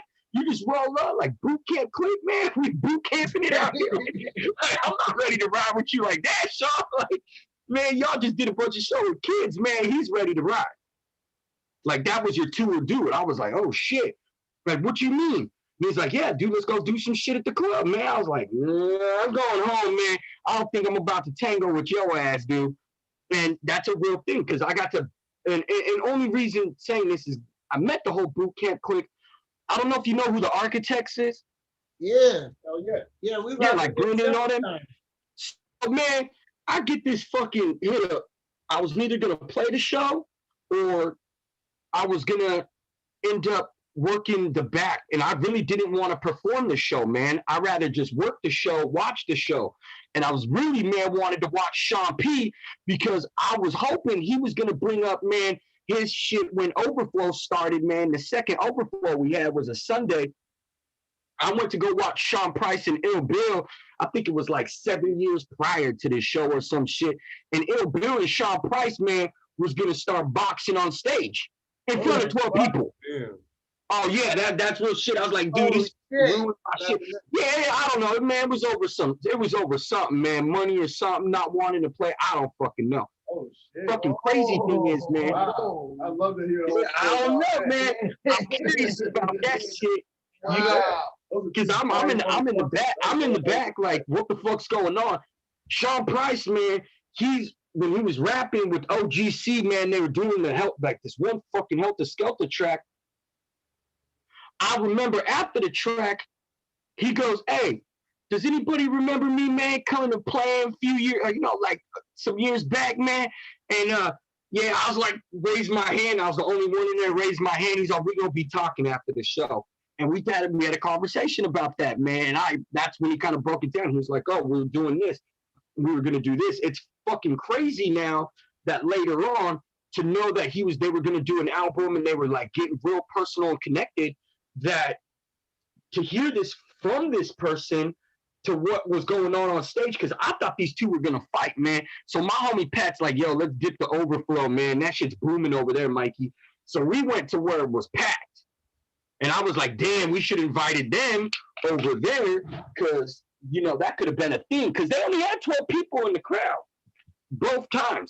Ill Bill, man, like it was sad, dude, to go see Ill Bill and Sean Price in a city where nobody knew who they were, and there was only 12 people in the crowd. Then 8 years later, or no, maybe less than that, later, they come back with Boot Camp Click. There's only fucking 12 people in the crowd. You're like, what the fuck? My God. Yeah, I was kind of like, yo, and then I get called out at the end of the night, man. But I don't know. I got a picture with all of them, man, and my buddy, dude, man. But the idea was hella funny when I raised my hand and he called me out, and then we had that conversation, man. But I ain't gonna lie to you. When that motherfucker dude hugged my homie Dark, that fool disappeared, man. Like a 300-pound dude disappeared. He's like, "Yo, what's up, dude?" And hugged my homie. I was like, "Yo, dude." Hey, very big human being. Shout out to homie Dark Feather, though. For sure. Hell yeah, that fool's nuts, man. That fool's crazy, man. So I was waiting on that album, man, the Pill album. Sean P. Dude, Sean Price and Ill Bill, yeah. That would have been insane. That's kind of where I was going to lead this conversation up to, because I was really curious, man, about that show, and those things being said was like, I was like, these dudes were going to make an album and got pissed off at each other and almost duked it out at the Wow. Like, 6,000 miles away from home, man, because they were like, dude, we can't do it over here because then it's going to be controversial. I'm going to whoop your ass on stage in front of these kids over here. So that shit never broke out. But that's how that started. But Overflow, the second Overflow, man, like, there was some brotherhood there, man. Like, I wasn't going to knock on it. Like, I seen it, and then again, that shit happened. And I was really curious about that, man. Like, and then by the end of the night, man, just like you kind of just get that information, dude. Because like some people, man, were kind of offended of that year, that this didn't go down type thing. So, and that's just my experience with Sean P when I met him, man. And Gid didn't even play the show, man. I just really wanted to watch the dude live, man. And they played the hottest shit too, man. Which I was like, damn, there should be 1,000 people in this motherfucker, dude. Like, this is banging. That was another little kid. 12 people. Yeah, it's crazy. It's crazy. I can't even. I can't fathom. But like, I'll send you the picture we took, dude. The shit. I mean, like, I did facilitate a tour with motherfucking Diabolic that nobody came to, and I facilitated. Hey, I got a story about his bitch ass. Everyone does. So I want to know what yours is. Dude. Quite the controversial Yeah, you put him on blast too, man, because I'll fucking knock his teeth out. I don't give a fuck about that kid. But I love his music though. But and truth, you go on my Twitter, dude, man, I hijacked this goon mask. So this fool, man, so we at the Wild Hall, man. Immortal Techniques, fucking, man, was bumping. Diabolic came on, dude. G.I. Joe slicing the shit up, man. I'm youngster, dude. Shit was going crazy. And man, fuck the Eugene PD for this one too, man. First off, y'all motherfuckers attacked me in a fucking thing. And this fool, I don't know what happened, man. And truly, man, till this day, dude got to clear some shit up with me, man, because I hijacked his mask, dude. I hijacked his goon mask during the whole little riot inside the fucking Chevron. Again, rappers in a Chevron. And, it's all bad. And he started destroying shit. Hey, this fool, and you can ask him about this shit. Be like, hey, did you get locked up in Lane County for the night, man, on some charges, dude? Man, well, we ended up raiding that motherfucker, dude. And in the process of all that shit going down inside the Chevron, man, I ended up stealing his mask, dude. And then we got some internet beef later on, dude, man. Later on Twitter, dude. But real talk, fuck that dude, man. Because that fool was screaming some shit. And he knows, man, when he woke up, man, dude, there was some cats out in the world that didn't forget. And I was like, man, how the hell your ass up in there screaming, starting shit, man, with the Chevron thing, the lady at the clerk, man, the other dude, and the next thing I know, man, you got the place surrounded by cops. You're a dick, dude. And we almost, everybody almost copped charges, but I needed a mask out, so I stole his mask, man, that he was gooning around in, dude, causing havoc. Hey, no, he's getting, full state of getting attacked, man. I ripped the mask off his head, dude. I was like, fuck you. Give me that shit. Dude, it was a weird ass little pop off in Chevron. I ain't gonna lie about that. And it was all happened so fast, and I was young too, man. So I was hella fucking lit, dude. When I came in from that concert, and I was like, what the fuck is really going on? But I still got that mask though. Man, I have to send you that picture, dude, because the picture was hella funny that I took. But I don't know. Back to finishing up before you took me off on that diabolic tip, man. Hey, let's stop. I don't even want to talk about that. Hey, so me and him, the course of the tour were not very cool, but at the end of it, we ended up cool. But then I thought about it afterwards, and I think it was like a snarky ass truth. So I never. Oh, why? Because he's low key redneck and racist? Yeah. Yeah. I was like, low key racist. He's not that low. He's on extra conservative shit. Like, man, sit at your mama's house, man. Keep writing rhymes, beat. Like, we ain't fucking with that shit. The white shadow. I fuck with him, dude. He's dope. Don't get me wrong. He's sick. He's dope. And his writing style's dope. But personally, man, like, you can't just go around treating everybody like a fucking asshole in every city, going around being like a dick and fucking shit up. I mean, don't get me wrong, man. You gotta have some fun, dude. But like, yeah, motherfucker, you almost got like 4 of us arrested, and we wasn't even riding with you, bro. So I was like, yeah, I mean, it's a little hard for his ass. He probably ain't gonna come back into Eugene. If he does, man, I'm definitely gonna put his ass in overflow, being like, yeah. Now you're gonna be looking my mollywop. Nah, not like that. Man, no violence zone.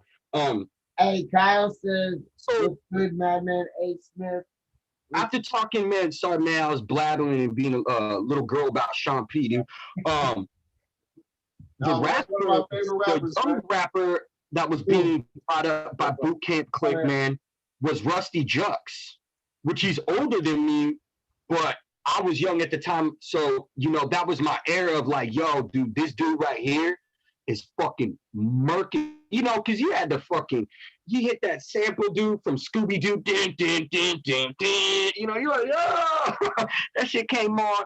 And then, you know, and Rusty was sick with it. You know, you couldn't hang. Sorry, man, I could talk hip-hop all fucking night, dude. We're going to go nuts with this shit. And when those type of groups came out, man, you know, that got me into the more, what do I want to say? How do I want to say? Deeper genres, man, where Black folks were talking like on tips like Black Thought. You know, they were starting to educate white minds, man, about how we can direct this in hip hop, man, to really go, hey, look, dude, this is the pain and suffering I went through when I was coming up on the street because this is my era. You know, and that's where, you know, that took me into a deeper part of the content of the culture and a respect factor where I was like, yo, hold up. How do you excel in hip hop if you don't know about that? Or what these people are talking about, or how they put it in the term, which then got me into indigenous rap, man. Which, you know, hey, man, you heard that Bougie Native track, right? Which one? I don't think I'm familiar with that. Oh, dude, I'm gonna have to send you this cat coming out, man. He coming up in your area, dude. He got a track, dude. He said, man, we bougie natives, man, wearing all turquoise. I said, oh, dude. He got all the necklaces, just chilling, dude, man. Hey, the track, hey, dude, he's dope. He's dope with it, man. As an indigenous cat, killing it, dude, like he's dope. Dark Feather, you know. And then it brought me into a deeper meaning of what the culture of hip hop was, man. And that was learning about your peers' backgrounds. Okay. And that was what integrated, man, where hip hop came. It was like, I want to know, like, what my homie's doing, you know? Because, man, you see me, you're going to be like, I don't know what the fuck Mike is, dude. He's an American mutt. So, you know, he just got to open end wherever he walks.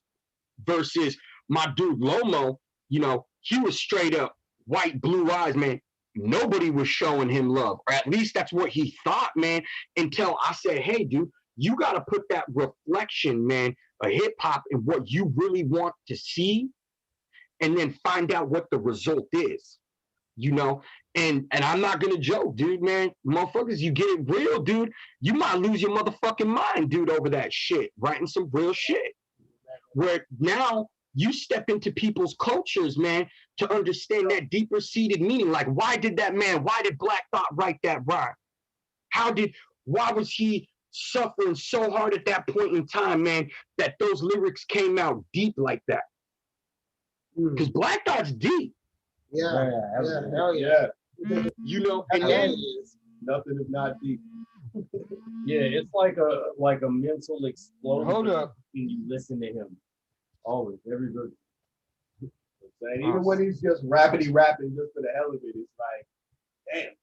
Like, right. He'll throw like 100 different concepts in there and shit. Right. Yeah. You still there, man? Yeah. Okay, for sure. I don't know, man. What the fuck happened? I'm trying to fix my shit. Screen switched up. That's cool. The fuck is going on? You guys can't see me. I can't see shit. Now you're gone now. Turn your screen back on. Black Thought is one of the best. Indeed, Steezy. Indeed. No, without question. Without one argument here at all. The fuck do I get it? Oh, okay. Can you guys see me? Yeah, there you are. You know, okay, so the reason why I'm talking about Black Thought, man, because his lyrics are deep, man. You know, and I personally, man, when I want to hear about Black culture, I want to hear it from a Black male, especially from a respected point of view, man, where he goes, look, this is what it is, and this is why I'm talking about it in this form. Man, because it's so secret. Some shit you just can't talk about in a normal conversation on camera, because that shit will get you killed. Anyway, where this man is talking about very huge issues, man, that need to be addressed to white folks, man. Black folks already know. You ain't got to talk about a fucking problem. And it really aggressively gets me aggressive, man, when they call themselves a white ally. Like, man, you should have, an ally, all of a sudden now you about my motherfucking ass, now you about my friends, you about a culture. Like, fuck out of here with that, man. what you got to do is be a human being that steps up, man, and has respect for people and gets into where the integrated sauce, man, in the very biggest direction and points be hitting. And hip hop rules the motherfucking world. Plain and fucking simple. Music is the diametric opposite of the energy that you get, man, that you put into. So I think, man, with that being said, if you're not listening to people like Black Thought, where then me, as a white person, I can go, damn, you know what, man? Like, I'm not to talk about these problems. I'm to listen about these problems and be educated highly about what is going on with the Black community on the East Coast in Philadelphia. You know, versus where would I get it here on the West Coast, man? My go-to was Nipsey Hussle because everybody knew, dude, that he was putting out an out. And the reason why I'm gonna talk about Nipsey Hussle, his culture, man, the way that he talked about Black folk, what was going on, man, was he was like, you didn't like us to turn this into a market. And when he made it a market, he left something remarkable. He left you a hustle and an internet hustle that could take you from $4,000 if you had the budget to $8,000, man, if you needed it to put back into your music. And left you a whole exchange, dude, with TD Digital, which was a big thing, man, that people don't know about, you know? And if you know about TS Digital, then you know about how Nipsey Hussle got rich and why he was able to do what he did, man. And that again goes to, those are the two types of MCs that were talking about what integrated systematic racism was going on in America from two different perspectives, man. One in Los Angeles, one in Philadelphia. And that's deep. And I got educated. I got to know about these things because you know what? That person existed and made music in such, when we're going back to the beginning, because you fucking with Mikey, man. So we always got continuity to the conversation, right? It goes to the complex rapper was Black Thought, man, where I had to sit down and really digest what he was saying, man. Where Nipsey just said it and I was like, God damn, like that's deep. Like cats don't even know this prison complex mind right here, what he's talking about. So that's how I integrated myself, man, to really becoming a human being in hip hop, to seeing what direction, if I was gonna go, that's not the route that I wanted to go, because the reason why that man got killed was because what he was talking about and how he was touching the youth. Why? He was reaching out to the youth. He had a hustle for the youth, man, where if that youth didn't have nothing, they can get a Spotify, a Distro Kid, an Orchard Music now, man, and use Nipsey's blueprint. It's over with. It's done. Like, man, give me my shit real quick. Hold up. See if I got one on me. You know, he left this hustle right here. I don't know if you guys can see that. But that's that scan hustle, man. And that's TS Digital. And he left that whole blueprint behind, man, for rappers to be able to make money. You know, you could tape one of these cards under a fucking table at a club, and when cats are coming through, if they have a they don't have to QR scan it to get to the store. But if they're around, it's gonna pop up in their smart file, man, on their search engine operation, man, and you'll be like, oh, just having that in the vicinity because your phone has a sensor, and they were leaving. You could go get this scripted, dude. These Scan Me cards now. Just tape them on a wall, man. When homie's walking by, it'll pop up in his search engine operation, man. That's how they was making money. That's how cryptocurrency got to a flip. Nipsey left that blueprint behind, man, for people to get rich if they didn't know how to. Or at least prepare themselves, man, if they had a minor budget to getting a bigger budget. Nobody saw that game. And it's right there, man. Go look it up, TS Digital. Shit's nuts. And that's, you know, depends on what you want for marketing your music, how you want to do it. I think personal script, those are the two, like, biggest right now influences, man, in my hip hop, dude, is Nipsey Hussle, man. Nipsey's, I mean, look, the marathon continues, bro, and like, that shit is really like, it's so deep. It's more than just like a saying. It's like, literally like that marathon of knowledge that like he put out, like it's forever out there, forever to follow, like you're saying. And like it's you know, it's you know, with creating young entrepreneurs out of young rappers and I'm out of young artists and it's creating young artists out of young rappers. You know what I'm saying? You fuck that's 100%, dude. Like I can't disagree on any of that, man. Matter of fact, I can't disagree with anything we've even touched base and topic on, man. Cause again, dude, in part, man, I don't know how to do this interview shit, dude. So I don't even, man, I feel like I'm just talking to my homeboys right now, and there's other people probably watching.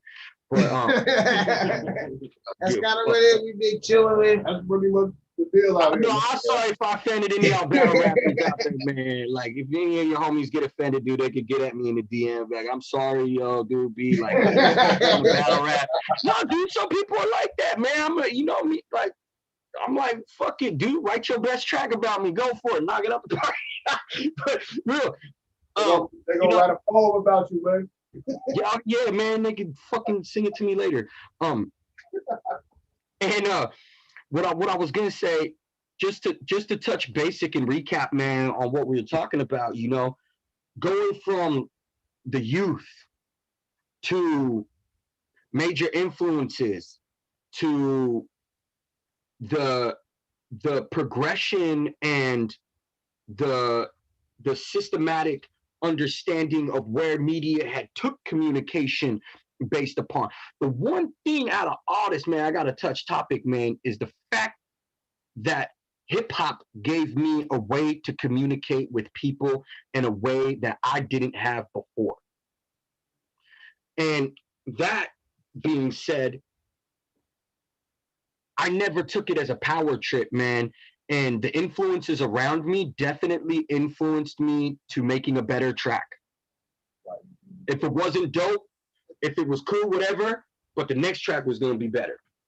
It's a document to your life, man. Where you at in your head that time, that day, and that makes me wonder about what some of these rappers were talking about, man. You really got to question that. You got to be like, man, was Sean P out here doing that? And then you talk to me, like, yeah, motherfucker, we could do that right here in your city, bro. And you're like, yo, I'm going to go home, man. You have to do it. You're like, yo, like, he's about it. He was about it. So, it can happen. It can happen anywhere, man. So, I got ask you a question. All right. Fucking I got ask you a question.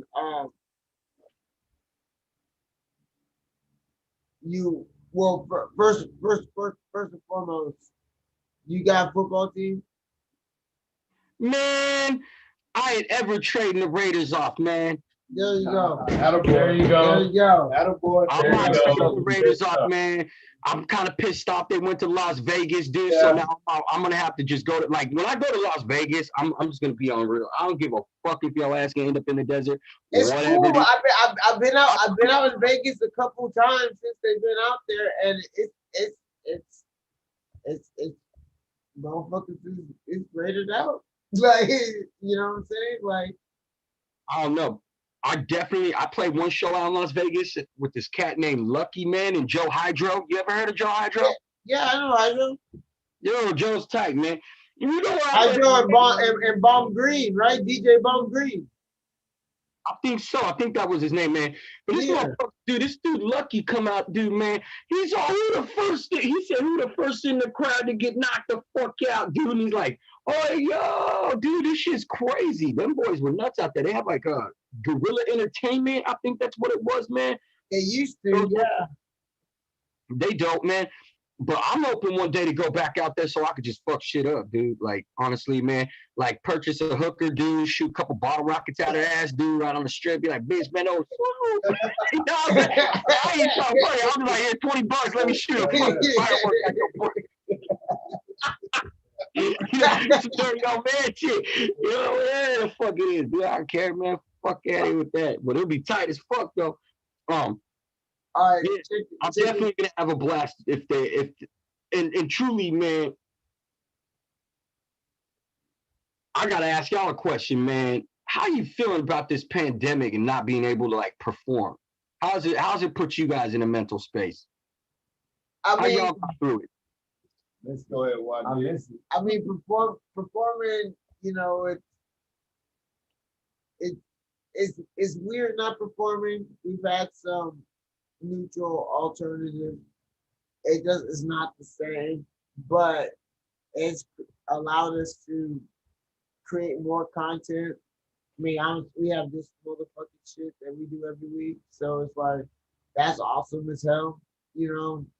So like, you know, it's more in a way like, yeah, we were doing shows a lot, like a lot of shows, but in a way we're kind of like more active now. It's something that's like so steady. Like this is 29th straight of Big Chillin with Diff Dope. So I mean, you know, it's a half empty, half full kind of perspective. Okay. Yeah, I completely agree. It's you know, like not rocking shows kind of sucks, and like the virtual shows is just not the same. But at the same time, like it gave us time to get the rest of our business straight, like get the rest of the aspects of the game straight, like get on more content, get more of an online presence, and like kind of really like, you know what I'm saying, just kind of cover the rest of the bases outside of shows, you know what I mean? So it's been kind of a blessing for us. But yeah, it'd be nice to get back to rocking some shows, like sometime soon. You know? That's definitely what I would love to get back to. I mean, just hopefully we can get back to doing it safely. You know, obviously that's the key to everything. And you know, who knows when that's gonna be, but I would love to be able to get back to that soon enough when it's safe. That's fucking all right, man. I figured out what's going on here. I had to cancel, man. There's all this different shit coming up, and it keeps popping up, man, on the side of my phone. I was like, I gotta clear all this shit up. Oh shit! All right, so everyone is asking. I figured I include you in this too. All right, so everybody's asking what? Like people in the comment section? Yeah. So we got the Super Bowl coming up. I don't know. I haven't kept up with football, man. But why they got the racist teams on there? Yeah, that's all. Pirates with fucking chief killers, dude. Fuck that. Chief killers. Like Kansas City, man. Ain't nobody fucking with Kansas City, man. Dorothy, Toto, none of them motherfuckers, dude. They all booked out the Wizard of Oz, bro. They're like, we're going to Emerald City. Yeah, dog. They came to Emerald City, dude. They're like, fuck Kansas City, man. We getting out. We catching the first tornado out this bitch, man. Like, well, so what about the Super Bowl, man? I gotta hear this question because I don't know much about football anymore, man. I don't keep up with it. Well, okay, so everyone's asking. Everybody wants to know that. All right, this is Tom Brady's 10th Super Bowl. He's like 43 years old. He's old fuck that you can't bet against for some reason. He sold his soul to the devil or for the family or some shit. I don't know. I read it in the tabloid. Man, are you talking about the fucking the Tom Brady man from the Patriots? I don't even fucking know football anymore, man. All right, well, one of the Buccaneers now. He's a Buccaneer. He's bucket naked. Buccaneer. Buccaneer. Man, just that name, dude. Just the word sound racist as fuck. He's a Buccaneers. All right. Here, like, I mean, dude. I mean, if you want me to break that down, what it sounds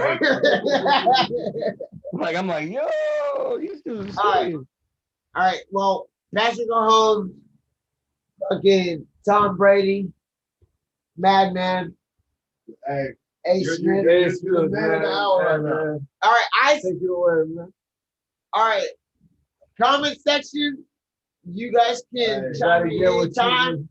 Madman A. Smith, take it away. Take it away. Well, you know, fellas, I mean, normally I don't even like to do this, you know what I mean? I mean, I was just trying to sit here and relax with you. This is called Big Chillin', is it not? Is it not called Big Chillin? That's what you had me. I was trying to be Big Chillin, but you wanted me to go Mad Mayonnaise Smith mode, apparently. So apparently I gotta give you Mad Mayonnaise Smith. Oh. So here's the deal with the soup. You really want to know my thoughts on the soup? I mean, I was trying to relax. But you really want to know my thoughts on the Super Bowl? Look. Please. Patrick Mahomes, okay. You got Patrick Mahomes, okay. I understand, yes. You got a good quarterback. Yes, you got a championship quarterback. Yes, you got an MVP. You got a Super Bowl MVP. I understand all of that, okay? No, listen to me, Max Kellerman. You had your chance to talk, Max Kellerman, okay? Okay, Max? You had your chance to talk, Max, okay? I didn't interrupt you, Max. It's my turn. No. The people have heard enough of you. It's time for me to talk, okay? Because apparently you need to be educated, Mr. Kellerman, okay? So. Wow, man. Hold up. So you have Patrick Mahomes, you have the Kansas City Chiefs, the defending Super Bowl champions in another Super Bowl. Yes, they look like the favorite. Yes, they are the favorite. And yes, maybe they should be the favorite. But, however, you got to look at the opposite side of the field.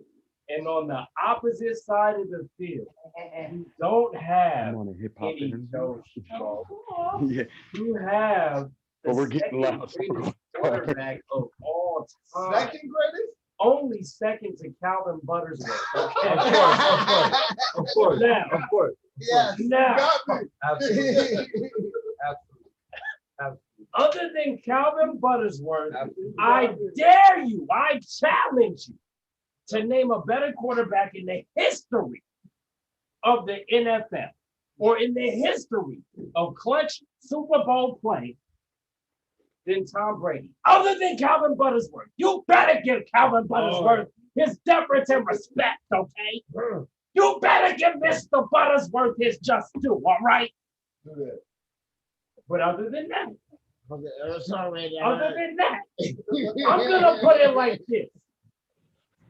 it like this. If you're betting on the Chiefs, that means you're telling me that in the fourth quarter, the Chiefs are gonna have a large enough lead to where Tom will not be a factor. Now, let me ask you this. With 5 minutes to go and only a touchdown or a field goal needed, and Tom has the ball in his hands, are you gonna bet against it? Tell me that. I don't know. I don't know nothing about Tom Brady. I'm talking. That was for our loyal, faithful, patient. I don't know. That was for our loyal, faithful, patient viewers out there. So thank y'all for tuning in. Thank y'all for staying with us. As I was on the moon, he was like, damn. I say at the end of the day, man, you better get Tom. It's the next question.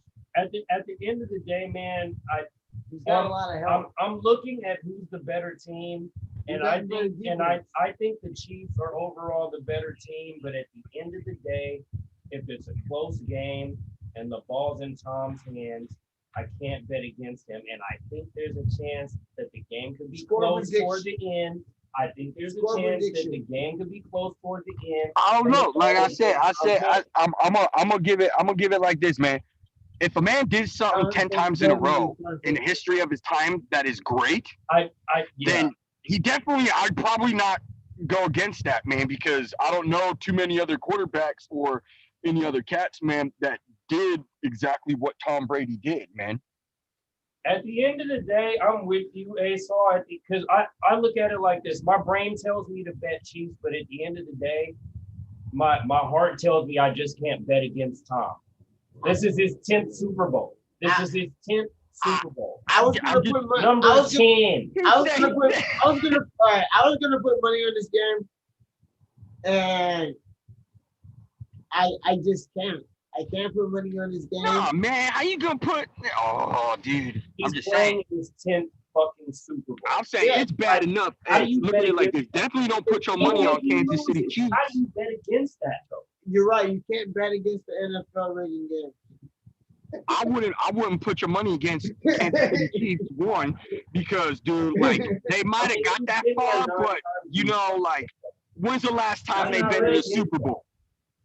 How do you bet against? This is the first time I heard of the Kansas City Chiefs in the Super Bowl, and fucking man, I can't even think. Oh well, shit. See, that tells you how much I know about this shit, dude. This is the wrong conversation for me to jump in and out of. But I agree with Concept at the end of the day. I gotta go Tom for the W.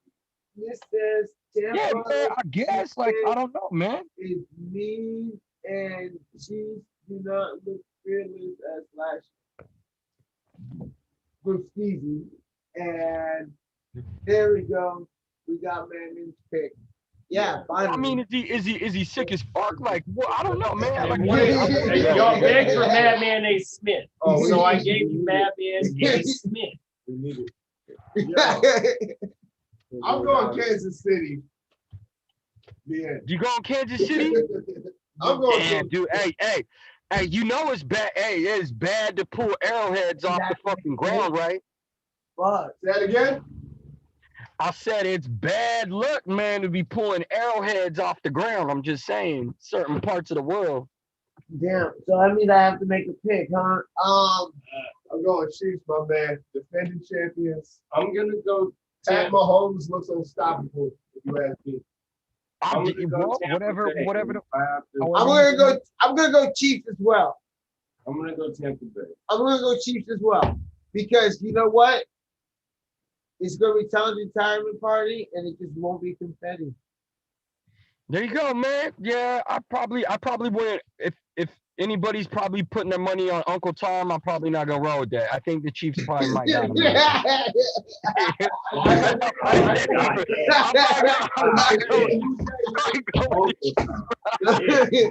It's a new day. It's a new era. Like the league. I don't know too much, but Mahomes is that guy now.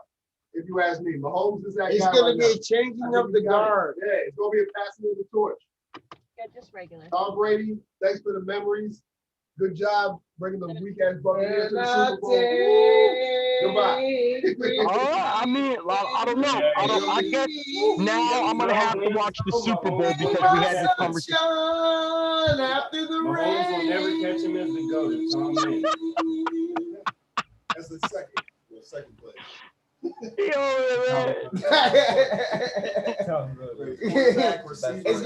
going. The Super Bowl is gonna end in like a montage for Tom, even though he lost. Be like, yo, motherfucker shouldn't have voted for Trump.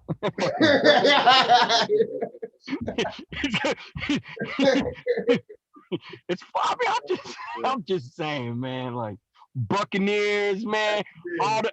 The sad part, and the Super Bowl coming up, right? And then all the dudes, it's a hated rival, but well, no, I just think all the Super Bowl Proud Boys for the Buccaneers were the ones that crashed the Capitol, man. Hence, they was all wearing Buccaneers shit. The whole crowd, I was like, yo, dude, ain't this the Buccaneer crowd? Tom sent his boys out there in the Capitol, bro. I'm telling you, man. What the fuck's up with my floor pad? All right. So I had to fix my floor pad. This shit was nuts. This is a funny ass episode, man. like you should see it on my side, man, because at like one point I was talking. Homeboy was about to pass out. He's like, man, this dude just don't stop talking. Mikey just to talk about the same thing. I think he went around the conversation like 3 times, man, trying to talk. Man, Mac was about to pass out, dude, and then like, now he rolling 20 blunts, and I'm like, how the fuck you smoke 20 blunts and you ain't even passing to your boys? I got I ain't going questions. nowhere, man. Nah, Just look like I'm so everyone's talking shit about us being Raider fans going for the Chiefs. Wait. Hey, Y'all Raiders I'm not- fans? I'm sorry. That's I never. that's why I'm not. Well, I mean, it would only make sense, dude. That if you were all Raiders fans, you wouldn't be going. Yeah, we're all Raider fans, like, but I'm just going by. It's the passing of the guard. Nah, fuck All right, that. man. That's why I'm rooting for the Why is Bucs. there like Amber Alerts going off and shit? Because that's really, exactly what it is. everybody Exactly got Amber it. Alert. Oh, dude, whose kid got missing? Somebody. Everybody got it. Damn, Still dude. a Honda Odyssey. Who the fuck robs a Honda Odyssey? Let's talk about that shit. Like he was like, it was neither his girlfriend's whip, man. He was like, damn, dude, I gotta get the other chick in the trunk, dude, out back to her house, man. But she can't be appeared in the car. Like, bitch, get in the trunk, like, and drive off. Like, why do you steal a Honda Odyssey? Like, what are the things that are running through your head that you need that particular car? That was personal. That was personal. Yeah. That was like his girl or his wife or some shit, probably. Yeah. If I had to guess. Because you never know when you need a sliding side door. So we're just gonna go ahead, man. I'm just saying, man, you're gonna rob a car that's gonna pump out gas, dog. Not go to the fucking battery side. You're gonna be like, don't worry, we're gonna drive on the electric. We're gonna get away. You know, you take off like who robs a Prius? Like what the man? You gotta be the worst, dude. Well, I mean, you're still badass, but you gotta be pretty like, you gotta be on some shit. Like that's some hipster shit, dude. You're like, don't worry, girl, we're gonna go out right now. We're gonna go get a fuck couple drinks, dude, and we're gonna go rob a Prius. You're like, who the fuck robs a Honda Odyssey? Like, where you gonna go with that? Motherfucker dude's a POS, dog. Cops are gonna ram your ass off the street. You're trying to stay low key though, so you get that fucking. Yeah, low key with what a stolen put on car. the Shit dad on hat Amber and Alert. just blend in, you know. I'm just saying, I don't know, dude. It'd have been different. You got to go out in action, man. You should hit the Ferrari dealership up, been like, I'm gonna rob this motherfucker right here. Man, it's gonna have GPS tracking, and I'm gonna have to fucking, no mission impossible my way out this motherfucker, which I've never done. I'm just saying, like scenario, that's my shit. Like, go for it. You're gonna go big, go home. So, and that goes to the term, man. You gonna steal the Raiders fans fucking Honda Odyssey, man, or you gonna jack the Kansas City Chiefs fans fucking Ferrari? I think I'm gonna go Kansas City Chiefs on this one. Nah, I'm a Raiders fan. I think the Buccaneers. I mean, I don't want to not say that when I seen Tom win his first Super Bowl, I was like, oh shit, Patriots, dude. I'm not. Oh, I can't fuck with New England, man. It's not my thing. Right there with you. Tom's got a lot of fight. I'm sorry, dude. I already roll with a pirate team. You can't just go make another pirate team, dude, with a fucking, swag ass name, man, on some Blades of fucking Fury, dude. Like, man, I used to play UFC. I'm just saying, how you gonna go across the Raiders, right? If you saw a pirate ship, there was 2 pirate ships out there, right? And the Raiders rolled up, man. Like, you're not gonna fuck with those criminals, dude. Like, you might whoop their ass at some fucking football once in a while, but in all perspective, dude, those guys will fuck your ass up. Like, that's a pirate team. And then you got a bunch of fucking crazy ass sissy motherfuckers called the Buccaneers, dude, come out of their pirate ship, dude. They're gonna get mopped up. Like in all perspective, dude, if there was a bar fight against the Raiders and the Buccaneers on some pirate shit, like, I'm going with my pirate team. I'm going with the fucking Raiders. And then I can't support Buccaneers, man, against Kansas City Chiefs, dude, because, like, low key, man, systematic racism, dude, people be putting out, man. Like, how you gonna put Buccaneers against the Chiefs? Because the Chiefs are. That's already bad what motherfuckers are doing to indigenous people up in America as it is, reservation wise. Why are you gonna put those teams? Like, I don't be fucking with that shit. There's no team that I hate more than the Chiefs. Like, yeah, I hope the fucking Chiefs whoop the fucking shit out of the Buccaneers, man. Like on some shit, like that's all it means. Long-standing rivalry. It's a fucked up shit. I'm just saying the name Kansas City Chiefs is fucked up. And Buccaneers, like, y'all should have picked a different name, man. That's kind of your team's relatively almost silver. You trying to hijack the Raiders, man, on some East Coast shit. This is an East Coast thing, want to be West Coast thing, man. That ain't happening. I already know what the gig is, man. Fucking Buccaneers. Get the fuck out of here with that shit. How did even, man? How did Buccaneers? Yeah. Like, They used not to be. burgundy, they're like red. They used to be like red and brown. It was like a and brown. mustard and chipotle color. But then again, I don't know much about football, but what I do see in it is different. It was like. But I like college football. And it was on like I a watched the big dub. white background, so it just looked like a napkin.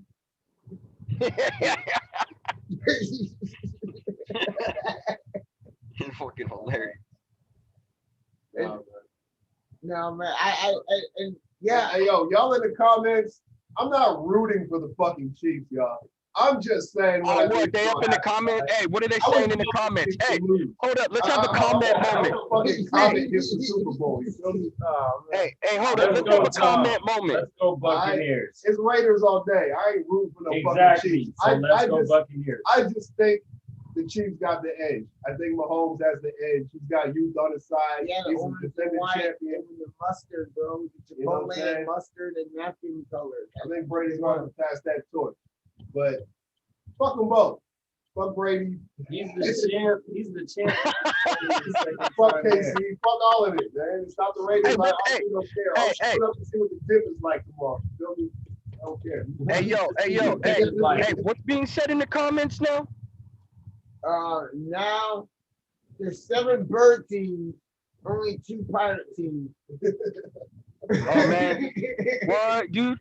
What? So there's people getting pissed off, man, having a conversation about football while we're having a conversation about football, not even paying attention to the video. That's no, they're talking about what we're talking about. Oh, matching okay, that's Kansas City right. Oh, team. way You off. heard it here first. Wow. Get out of here, man. I'm like, what's going on? What am I missing right now? Battling on the like, they already turned into a battle rap, man. Just about. Oh shit! I'm gonna start texting back cats in the fucking comments, man. How many of them little dudes on the comments battle rap? Comment battle. Comment battles was good. Hey, do your best one-liner. I want to hear your one-line shutdown. Like, cause I said so. You know, like, where's the slogan at? I want to hear slogan battles, dude. Like, you just say like the hottest slogan and it's over with, dude. Like, you just shut the place down. I just be like, okay, hashtag battle. I just be like, ooh yeah. I mean, come on.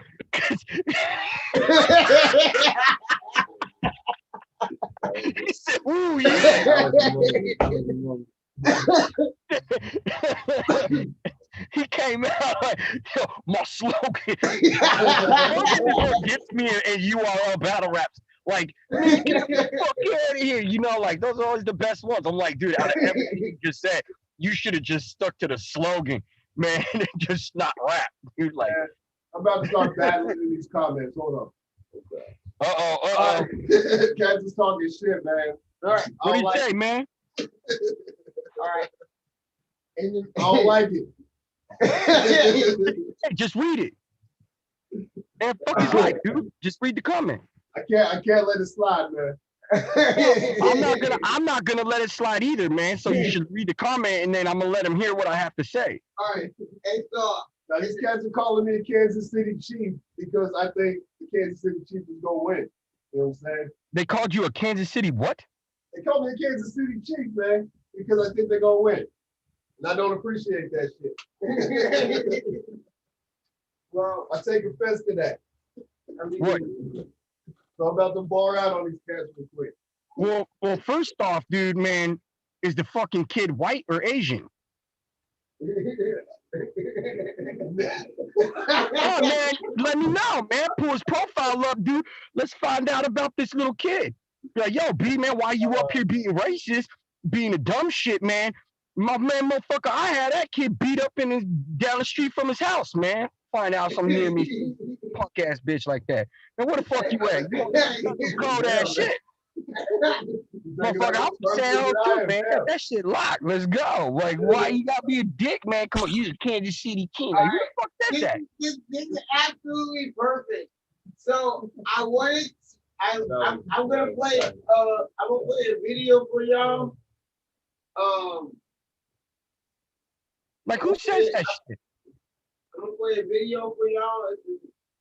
It's a new video for the homie A-Song. All right. He didn't want to go to the comments. No, go back to the comments, man. We played a video, man. I'm not done roasting this kid. I don't give a fuck, dude. I don't care who he is. I love haters. So like, I was just like, this is perfect. I want to play this. Motherfucker, dude, motherfucker is a hater, dude. He's like, you're a Kansas City Chief. Like, shut the fuck up. Like, who the fuck said that shit?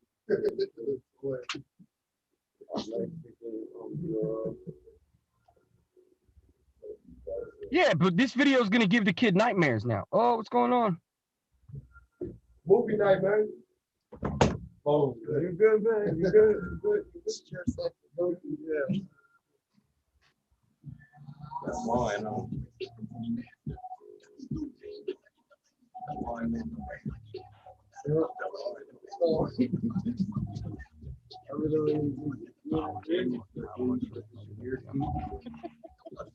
You can tell too. You're like, ugh.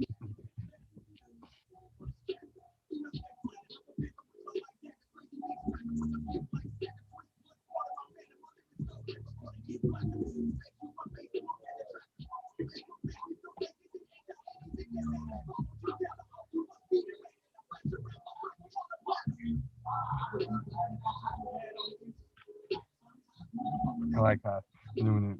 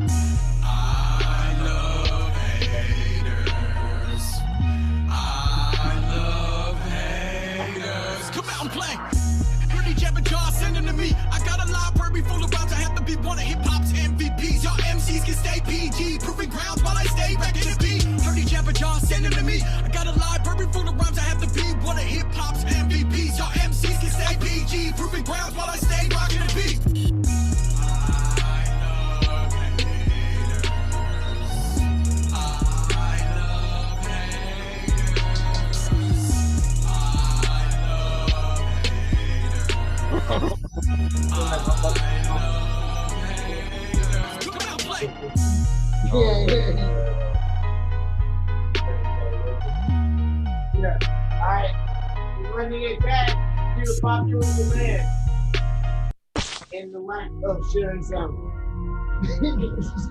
So we gotta run it back a second.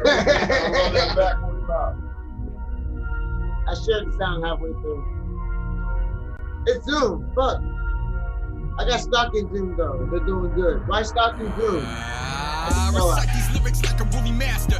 Got these dudes hating cause I get the ladies to give it a faster raise like an animal without a father ways of the bastards drown in a fire back stroke in the laughter. Step in your city, FEMA sets up camp waiting for natural disasters. Let me share the factors in your brain like a hacker, blow some shatters. Rappers scatter fast as y'all climb, reaction down ladders. Passion, forgive me for this chapter. Female stay flatter, I'm a panther with claw like daggers. Crazy mix cracker with the pimp like stagger. Twist blunts, part of my man and my lyrics go like before they get blacker. Feds use my Facebook as a tracker. Facebook makes me feel racist and anti anything that matters. Followed you down the hole, you must be the man. Had a fractured rapper, serve him on a platter. I would be lying if I told you I had all the answers. Sometimes moving forward makes me feel like I'm moonwalking backwards. That ain't the right password. New adverbs to modify place, time and circumstance, dance with chance. It must be something in the water, deadly gas. Either way you zombie out, you catch the boom shit fast. Excellent with the crab, pussy smash with the shaft. Come through the front, going past, we condors on tracks. Fat, tyrannical, mechanical, mandible, classical. When I rap in my natural habitat, predator with the laugh. Man in the Iron Man's black, I wake up like Jim Carrey with no pants. Like a liar if I told you any different at that. Rugged on the edge, race so raw. Spit that shine from the stainless jaw. Defy most of Newton's laws. For every one of Michael's actions, there's a haters overreaction. It's true, plain simple, y'all. This a presence of perfection. A riot gone, viral, reckless. Off the Richter scale, hectic. Little fucker better brace the moment. Each line gonna make the wheels turn upstairs. Promise each line you're gonna quote on bars like this far ahead of its time. No getting out of jail free card, talking your rhymes. We all know you dope and flying, hold it down. Where the fuck you at when the goons come out? I love haters. I love haters. I love haters. Come out and play. Pretty Jabba Jaw, send them to me. I got a library full of rhymes. I have to be one of hip hop's MVPs. Y'all MCs can stay PG, proving grounds while I stay back in the beat. Pretty Jabba Jaw, send them to me. I got a library full of rhymes. I have to be one of hip hop's MVPs. Y'all MCs can stay PG, proving grounds while I stay rocking the beat.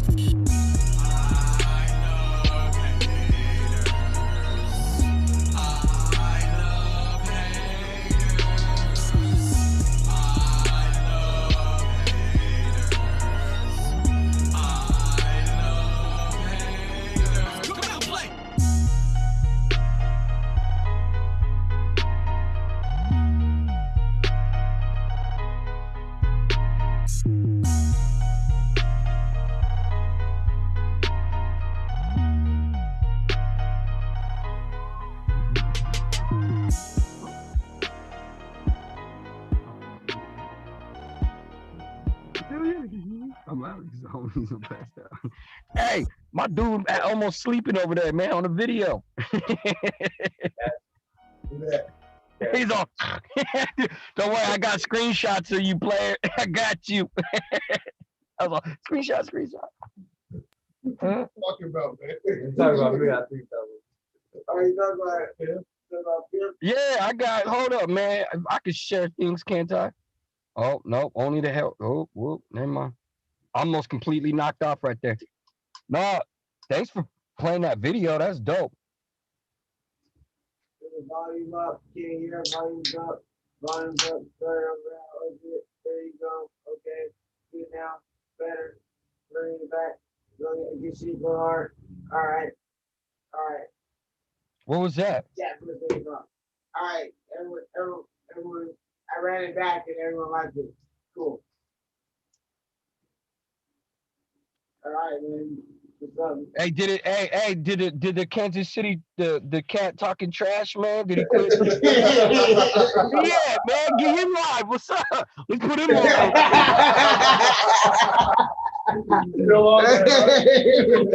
Where my dude at? He's like, I shouldn't have commented that now. He's like, I saw the music video, dude. It's like The Purge. Motherfucking head turn into The Purge quick. You're like, yo, what is this? Hey man, there ain't nothing you can't do with nearby, man. At Facebook, they be like, "What you talking about?" Be like, "Yo, dude, you at your house right now, B, at this street right here, man." Facebook be telling that shit, man. You gotta be careful keeping your little radar thing on and shit. Once I found that out, I was like, what is that? Click, and I was like, damn. Oh yeah, they know exactly where you at.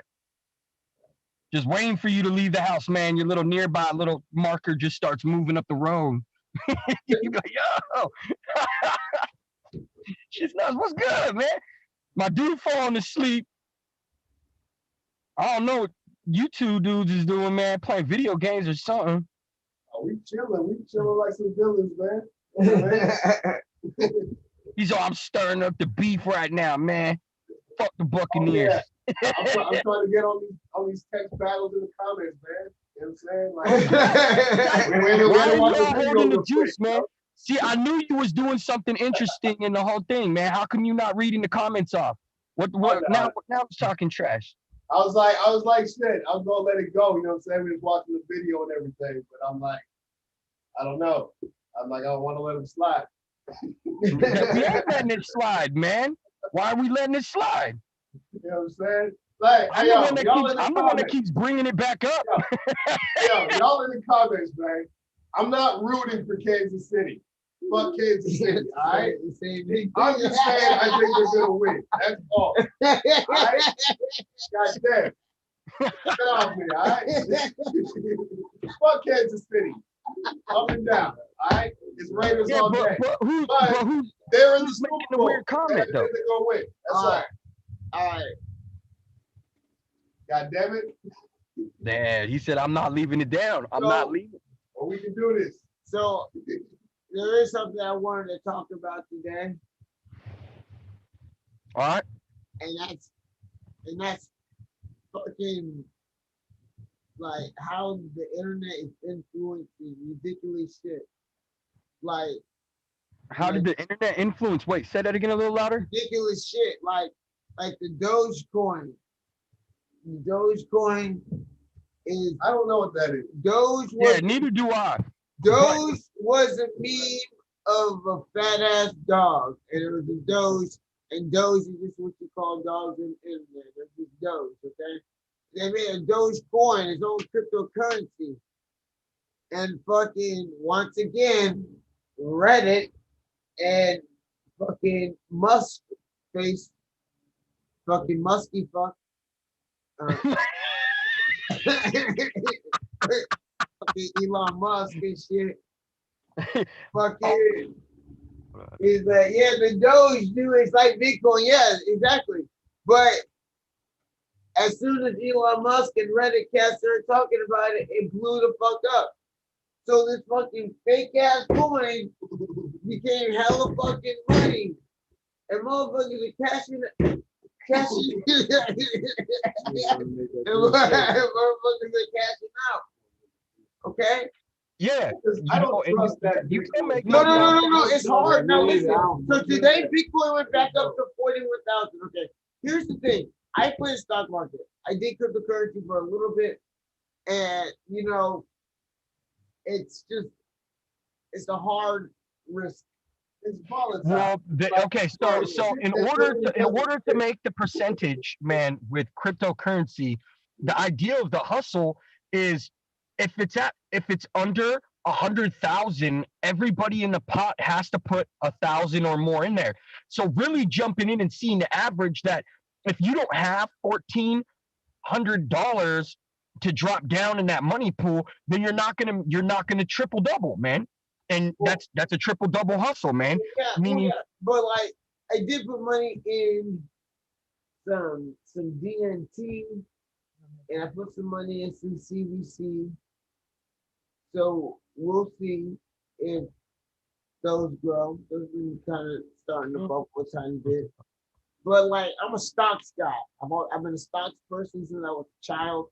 I used to do stocks as a kid, and I've always been involved in just like stock research, stock broking, and things like that. So I really like stocks. And so I do. So I play a stock market game pretty well.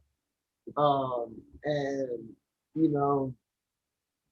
I like that better because it's substance based, it's research based.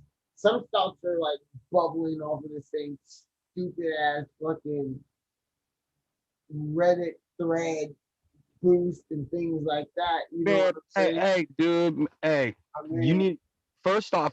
I'm gonna go with the question that you primarily asked, man. Was how did the internet and how did it when putting out anything from ridiculous videos to a Bitcoin all the way down to whatever, a human being would logically look at and go, that's ridiculous that people put their money into it. Like a fucking Tamagotchi, for Christ's sake. That shit's fucking ridiculous. And hey, I had a giggle, man. I had one too. I'm just saying, like, these are the things that, makes you curious now with the internet. And really, truly, dude, the internet is being used to make human beings look like animals, man. Specifically, because what you would say out here to a human being versus your emotion that you would put into, 500 characters of a text on Facebook, no offense, you ain't saying that shit out in public. Because if you did, you would be looking like the fucking person standing on the corner talking to themselves. Because ain't nobody gonna pick up to that shit. Read one of your posts out in public and then tell me if you want to be, you be like, oh, I'll put it on right now. Go out there. Hey,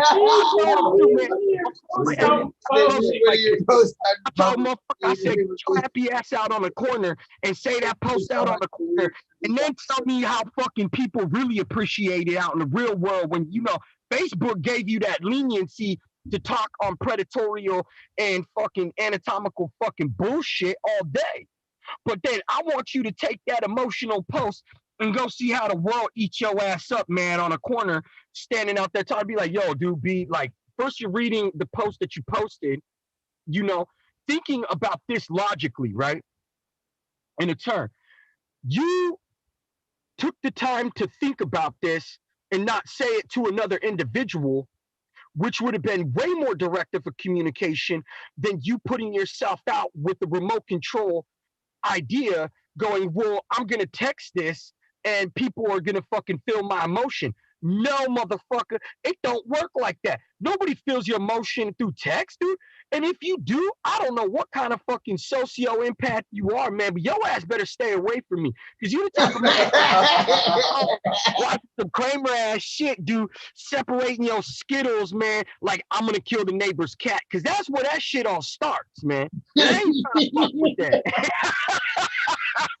Like, yo, he's like, I marked all these Skittles, 1,111, and I categorized them all by color. Like, shut the fuck up, dude. You're gonna kill the neighbor's cat. Get the fuck out of here, dude. Like, say that shit.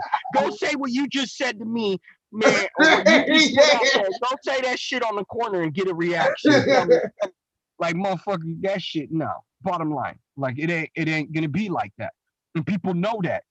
So that's like, so this perpetuation of like, okay, so everybody got the one friend do that post, right? Gets no likes. I'm one of them, but I'm just saying, gets no likes. And you're like, man, I don't want to like this stuff, man, that he's talking about, because I know if I like it, I'm going to get sucked in, and somewhere along the line, there's going to be an outblow in this conversation that I know this motherfucker would never have in public. But you're going to have it on Facebook. Like, think about that.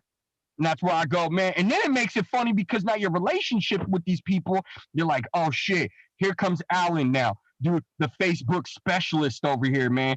Motherfucking got 122 posts. Nobody wants to listen to that guy talk, man. They all trashing on him, liking his shit anyway. But in public, he ain't got no friends. He's sitting there eating a cheeseburger by himself. You're like, why? How do you got all this over here, but in real life, you ain't got nobody? Who's sitting at your table eating cheeseburgers with you? Nobody. You by yourself at lunch. No broad, nothing. Dick in your hand, cheeseburger in your left. Like, fuck out of here, dude. Fuck out of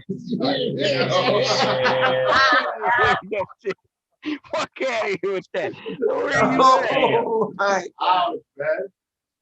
Like, he's I wrote this last battle rap right here while I was eating my cheeseburger. I got 100 likes. Fuck your 100 likes, man. I want you to go say that shit on the fucking corner and get 100 likes like that. Let me see it live.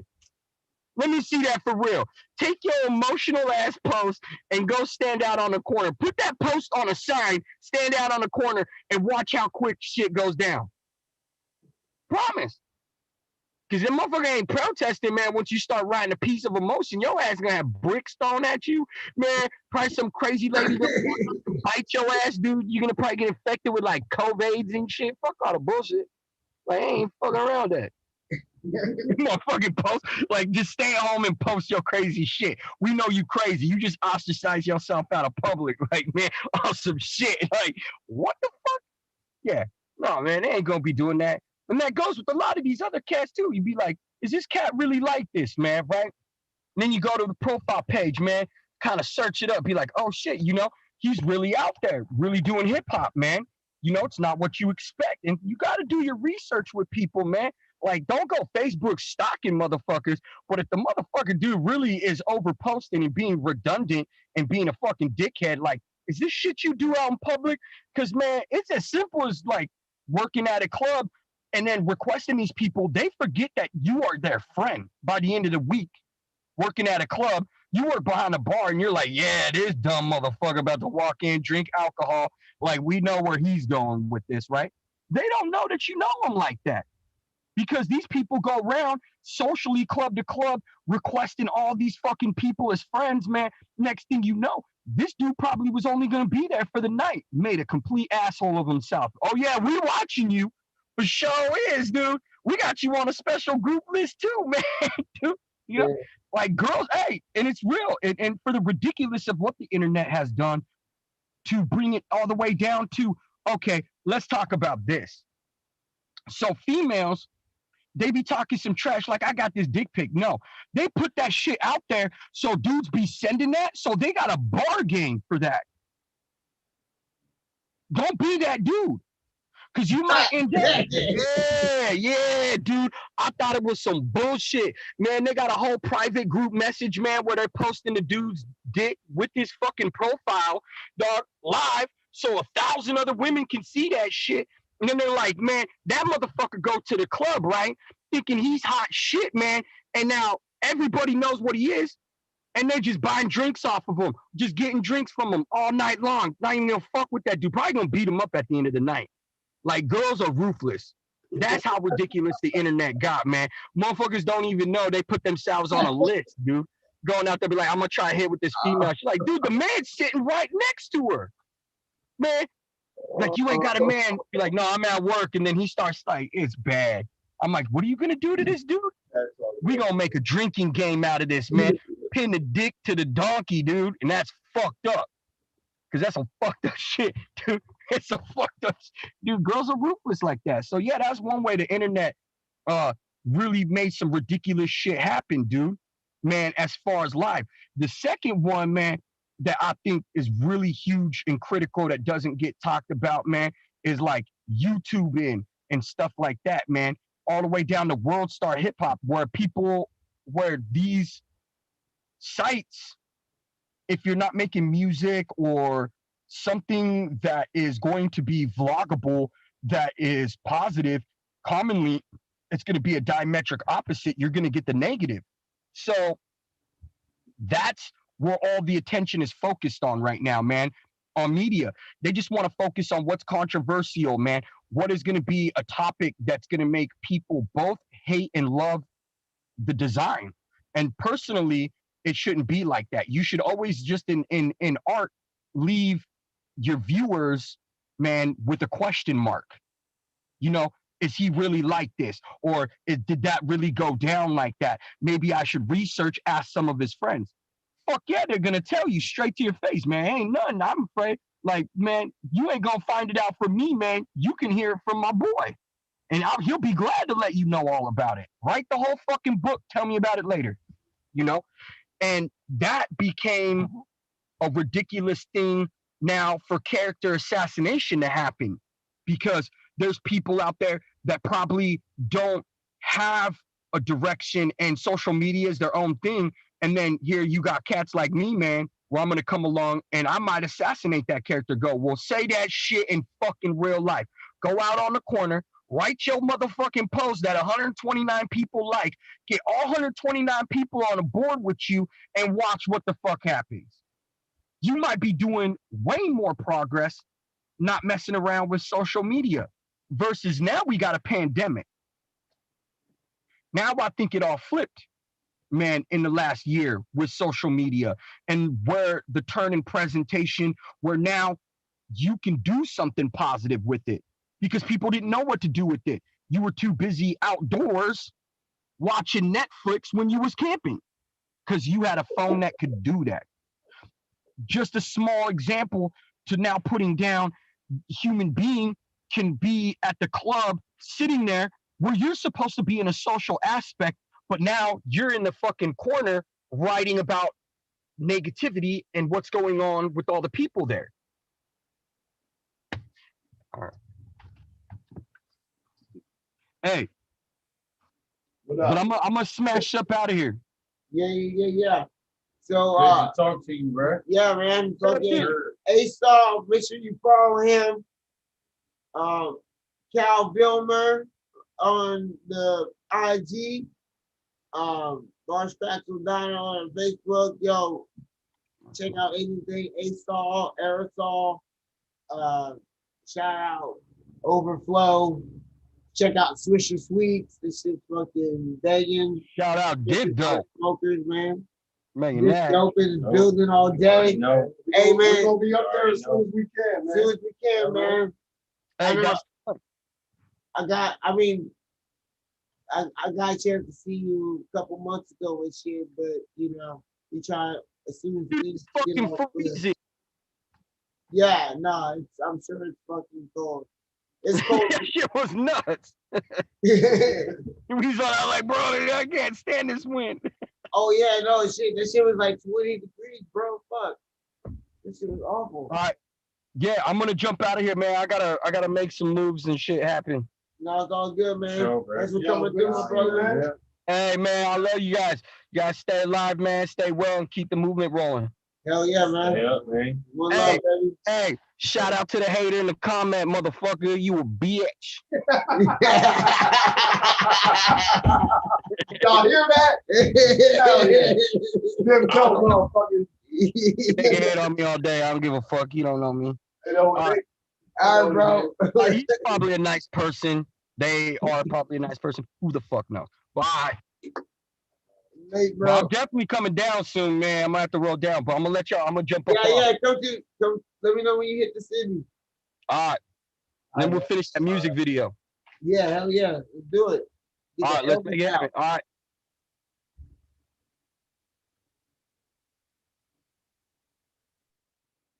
All right. That was A-Sol, everybody. That was A-Sol, Eugene, Oregon's finest, y'all. Man, it's a character. To the fullest. To the fullest. Good dude. Definitely that. Well, I figured that we'll end this with our promo minute.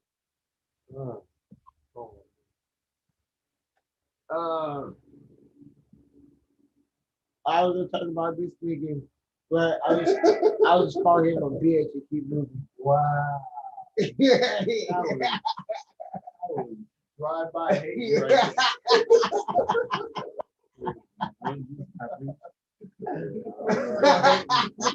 Blacking out hate on this guy and keep it moving. He was blacking out on somebody. I don't know. It was LeBron. Steezy, he's originally from San Jose. He's out in Eugene, Oregon right now. I didn't even know what that was a Hey, why did we skip over? Why are we hating? What are we not acknowledging? Question. Okay. Well, let's address the grievances right now. Apparently, made up apparently, stats. Apparently, people made up stats. I'm tired of these made up stats. Made up stats. Made up stats. Well, what made up stats are these? Like most games played where you score 2 points with one shoe on. And you know, like those random ESPN, like those random ESPN stats.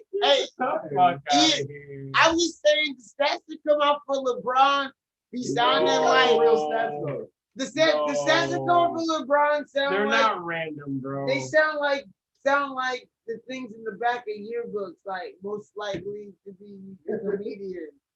And, you know, most likely scored 2 points with 2 shoes on in 2 minutes. I don't know. Passing up Wilt Chamberlain for all-time field goals made doesn't sound like back of the yearbook shit to me. Pretty big.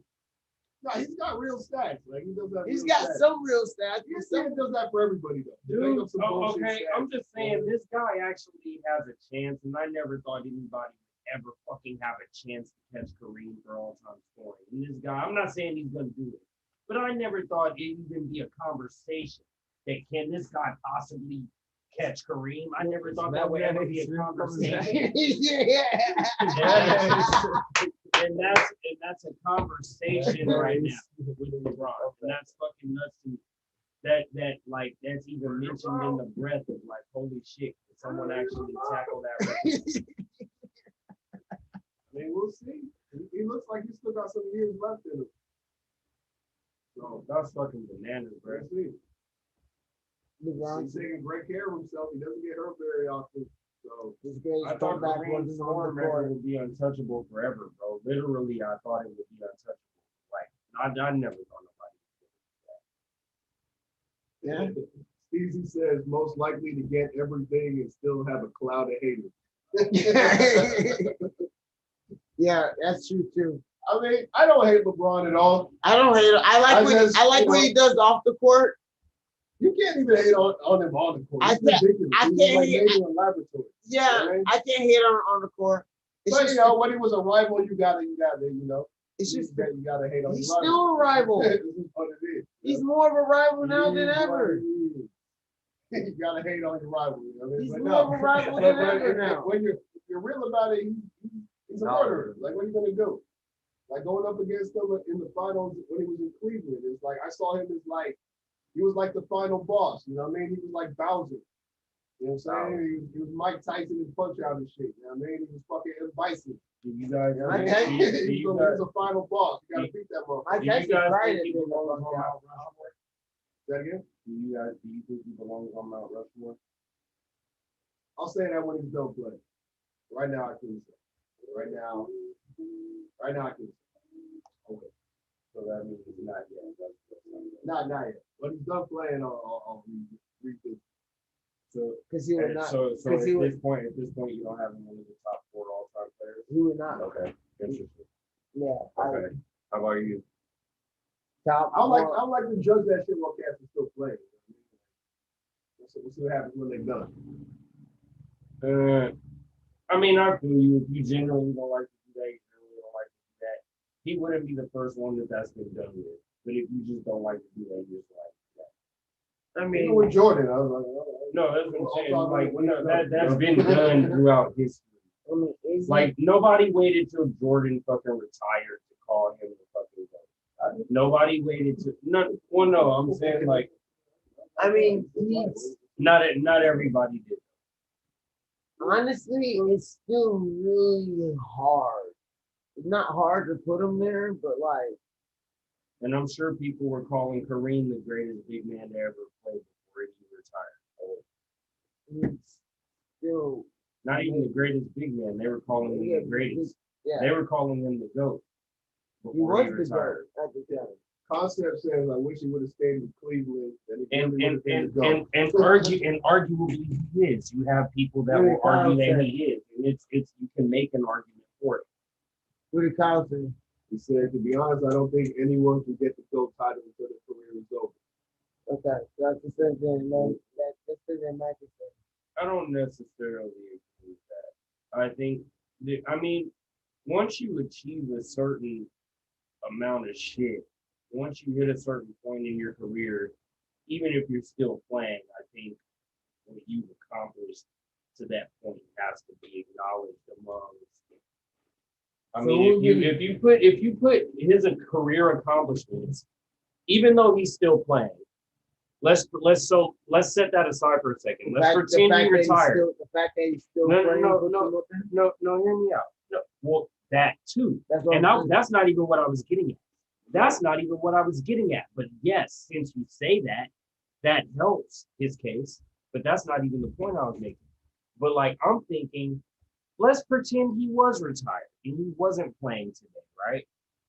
So let's look at what he's done so far. If what he's done so far warrants him being in one of those top spaces, then why are we going to hold the fact that he's still playing against him? If we can pretend like he's not playing and what he's done warrants him being in one of those spots. So does he have a top 4 all-time spot? I definitely think he's in the top 4 all-time right now. I don't think he's the GOAT. I definitely think he's top 4 all time right now. You think he's top 4 out there in Jordan? Yeah. I believe so. I strongly believe so. I'm gonna hold judgment. I mean, it's not outrageous. I mean, the guy's done a lot of shit. Yeah, he's done a lot of shit. So, he won finals, he won conferences, multiple teams. I mean, and I don't even agree with the 2-person conversation, but the 2-person conversation of GOAT is him and Jordan. So like I definitely think I don't agree with that only being a 2, and I don't agree with no. I'm saying generally speaking, what everyone is saying right now, that's pretty much they're only talking right. They're only talking about Jordan and LeBron in that conversation. It's pretty general consensus that no one else is bullshit. I disagree, but I can't say that LeBron is not one of the best 4 players, one of the greatest 4 players that do I put him above Kareem? No. I don't put him above Kareem, but I'm still saying I'm picking 4 players. He's 4. And wherever you rate him, that's very specific. I was talking about literally like if it's just him and Jordan. I say nah, that's not true. That's all I'm saying. No, but we were talking 4. We're talking Russia. We're talking 4. Like I just said him and Jordan because that's what people generally talk about. Yeah, as far as that's all I'm saying. I think that's a bullshit. Jordan. I mean, I don't have LeBron. What about Russell? The people want to know. I would go for me, Kareem, Bron, Kobe, Jordan. That's me. Okay. That's me. In that order, I ran the numbers down for you, so y'all saw that. Kareem, Bron, Kobe, Jordan. Wow. That's me. You said there's one person on that list that was good? You a Jordan hater? I forget, you're a Jordan hater. Everybody else is like, fuck that shit. I mean, I didn't know one of these lists in a while. My lists change all the time. But I'm going to go, all right, you talking top 4 right now? Like I said, I'm not putting anybody on the list that's still playing. So I'm going to go Jordan, Kareem, Russell. 4 is always tough. I'm going to go with Wilt. Yeah. That's my list. Wait. I did. Yeah, that's my list. Were Russell and well, it's arguable. I was gonna say were Russell and Wilt both better players than Kareem.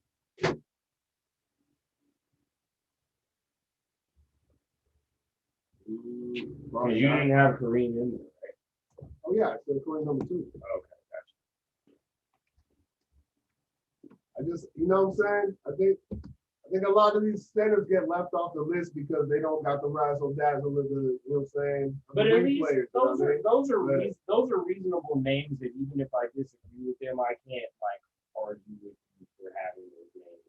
Right. You know what I mean? When you talk about Kareem, you talk about like, I mean, he's all through the record books. He won all kinds of shit. And the only reason none of us mentioned Calvin Buttersworth is because that's an automatic given. So we're talking about Mount Rushmore, and you basically have Calvin Buttersworth above that. Buttersworth. Right. You have the Buttersworth monument above all that. Right. Buttersworth. Yeah, that goes without saying. Like, every conversation we have about sports is besides Calvin Buttersworth. Michael Jordan prayed to one day be half as good as Calvin Buttersworth. And he never quite made it. he never on his best day was half as good as Calvin Buttersworth. He tried his best. On his greatest day, Michael Jordan was never half as good as Calvin Buttersworth on his greatest day. He prayed to God and God He tried hard, dog, but He prayed to he God. never like. He prayed to God, like, Lord, can I please be half a good Calvin Buzzword? And the Lord said, Calvin said no.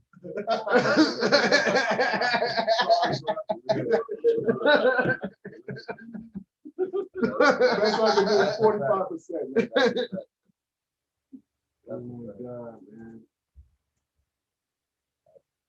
Concept says Jordan, Kobe, LeBron. Who's your fourth Concept? Yeah, 3 people. Who's your fourth? If you got 3 in that order, you said Jordan, Kobe, LeBron, I agree with you. If that's your order, then who's number 4?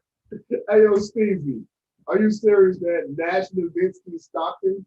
that's your top 3 all time? What are you trying to say, man? Number 4, Larry Bird. Just fuck with you, man. All those guys can ball, by the way. Fucking Nowitzki, Nash, Stockton, those are some killers. All right, so let's do this. If you're gonna pick an all-time starting 5, who you going with? All-time starting 5? You're gonna go with it, yeah, 1 in each spot. I think it's pretty easy for me. I don't have to think too hard about it. Ooh. See, the only thing I would have to think about is what point guard to go with. Do I go with come on. Do I go with the Razzle Dazzle and Magic Johnson? Do I go with the Razzle Dazzle and Magic Johnson? Yes, you do. Or do I go? Yes, you do. Or do I go with the greatest shooter of all time, with Steph Curry? I want Steph coming off my bench and I'm starting that. But if I can only pick 5 to run with, Steph's gonna miss that team. If I can only pick a starter, if I can only pick 5. I gotta go with that. Yeah, I gotta go with that. Yeah, dude. How you gonna pick? How you gonna pick the greatest shooter of all time? How you gonna do that? But at the point guard position, how can you pick anybody over Magic? If you can only have one point guard, I mean, the greatest shooter of all time. Like without question. Over Magic though, the greatest shooter of all time. I think Magic's the only PG you can pick over him. But it's Magic though. But I agree. I think Magic's the only point guard you can pick over him. That's why he would be my backup PG. If we're talking an all-time team, he would be my backup. 6-man, 7-man. So, all right, right. But well, Jordan is the 2, of course. 6, 7, because Kobe would be my 6-man. No question. Fair enough. Kobe's the first person I'm bringing off the bench, and fight me if you want to say otherwise. I'll bring Curry and Jordan into Kobe at the same time every game. Okay. Play at the same time. Okay. We just like hockey. We just switch them out. Okay. Monte Ellis. Monte Ellis can ball, but he's not top anything. But I love Monte Ellis, but he's not top. I thought he was. Okay, so my starting 5 is Magic, Jordan, LeBron. Oh, my phone dead. He said, "Yep," and then my phone's dead. Jordan, yep. Bron, oh, my phone's dead. I'm gonna see what the comments are talking about. Magic, Jordan, Bron, Duncan, Kareem is my all-time starting line. Okay. One more time. Come on, who else you gonna pick at power forward? Oh, you said Bron. At power forward? Yeah. I'm going. That's not bad. That's pretty solid. At power forward, who's gonna pick over Duncan? You could, but I'm going with the ring experience. 5 to none. And a lot of that is Jordan, but still 5 to none. Tim Duncan never wrestled.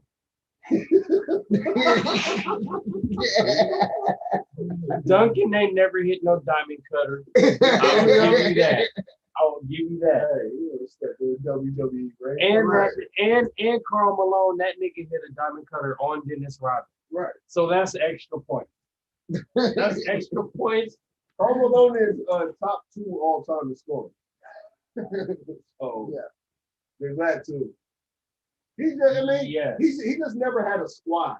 You know what I mean? He had John Stockton. Do you think Steve, your all-time power forward I'm over back, Duncan? I'm back and forth with it.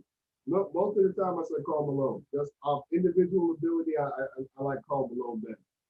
But like, if you But, talking I mean, career-wise, But you Malone- got, but Malone just off probably- accomplishments, you gotta give it to Duncan. Malone probably would be my third string power forward if we're picking like a full team. So who'll be second? There's a couple guys. I probably you at pick a this couple point. guys over. Okay, I probably Whoa! I probably would have Garnett there. That's not tough. I probably would have Garnett second string, Malone third. I'll take Karl over. I love Garnett, but I'll take Karl. I mean, he can't. Those numbers are unfuckwittable, man. I believe he's top 3 in rebounding. But top he's 2 in scoring. I mean, he's the big ticket though. That is the big ticket, but that's the mailman. And I may even, I can't do that. I can't do that. I was gonna consider Garnett is the best power forward. I was gonna consider possibly even Dirk before Malone, but I can't do that. Oh, nah. Because Malone brought it on both ends of the court. Malone brought it on both equal. He brought it equal on both ends of the court. No one has. Which is hard to do as a big, especially as a big in the 90s when you were banging against other bigs. 4s and 5s were bigs in the 90s. And Karl Malone played 82 games a year, almost every single season. So no I one can't has put Shaq him at over the 5. Dirk. Huh? No one has Shaq at the 5, Carlson. If I'm constructing an all-time team, Shaq makes my team. But if I'm only picking a starting 5, then I got Kareem as my 7. Where do we put a lot? We've had this conversation before. Where do we put a logic on when it comes to the setting? So for me, if we're just talking centers, I got Kareem. I probably would go. We go 3 teams with it. Kareem, Will, Shaq. 4 teams. If I'm just talking centers, I go top 5 centers. Yeah.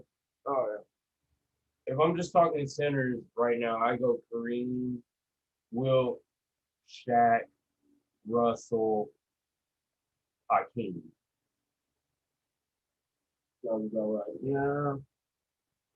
Can't really disagree with that one. Like, I don't want to disrespect Russell by having him behind. I was a little disrespect. I was a little hurt for a second, but I realized by having him behind guys that won less than him, but at the same time, like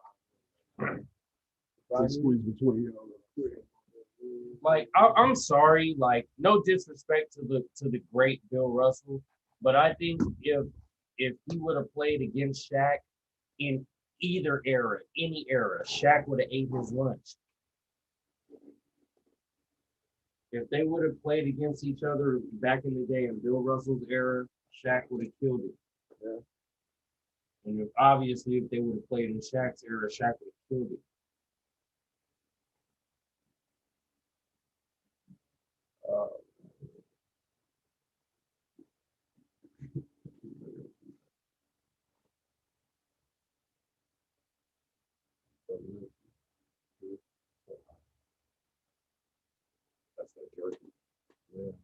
Hey, so thank y'all for sticking with us, man. Big Chillin with Diff Dope. This is what it is, man. This is actually our first official Saturday night episode. You know what I mean? We've done a couple Saturdays here and there, but this is our first official move to Saturday night. Next week we will be doing Friday, but after that we are officially sticking to Saturdays. So Saturdays is the night. We're doing Friday next week and Saturday going forward officially from there. So thank y'all for tuning in with us tonight. For y'all that are tuned into all of our Diff Dope episodes, most of our Diff Dope episodes, a lot of our Diff Dope episodes, half of our Diff Dope episodes, some of our Diff Dope episodes, a couple of our Diff Dope episodes, one of our Diff Dope episodes. I don't give a fuck. If you have tuned in and given us the time, thank y'all, man. All of them. Thank y'all. You know what I'm saying?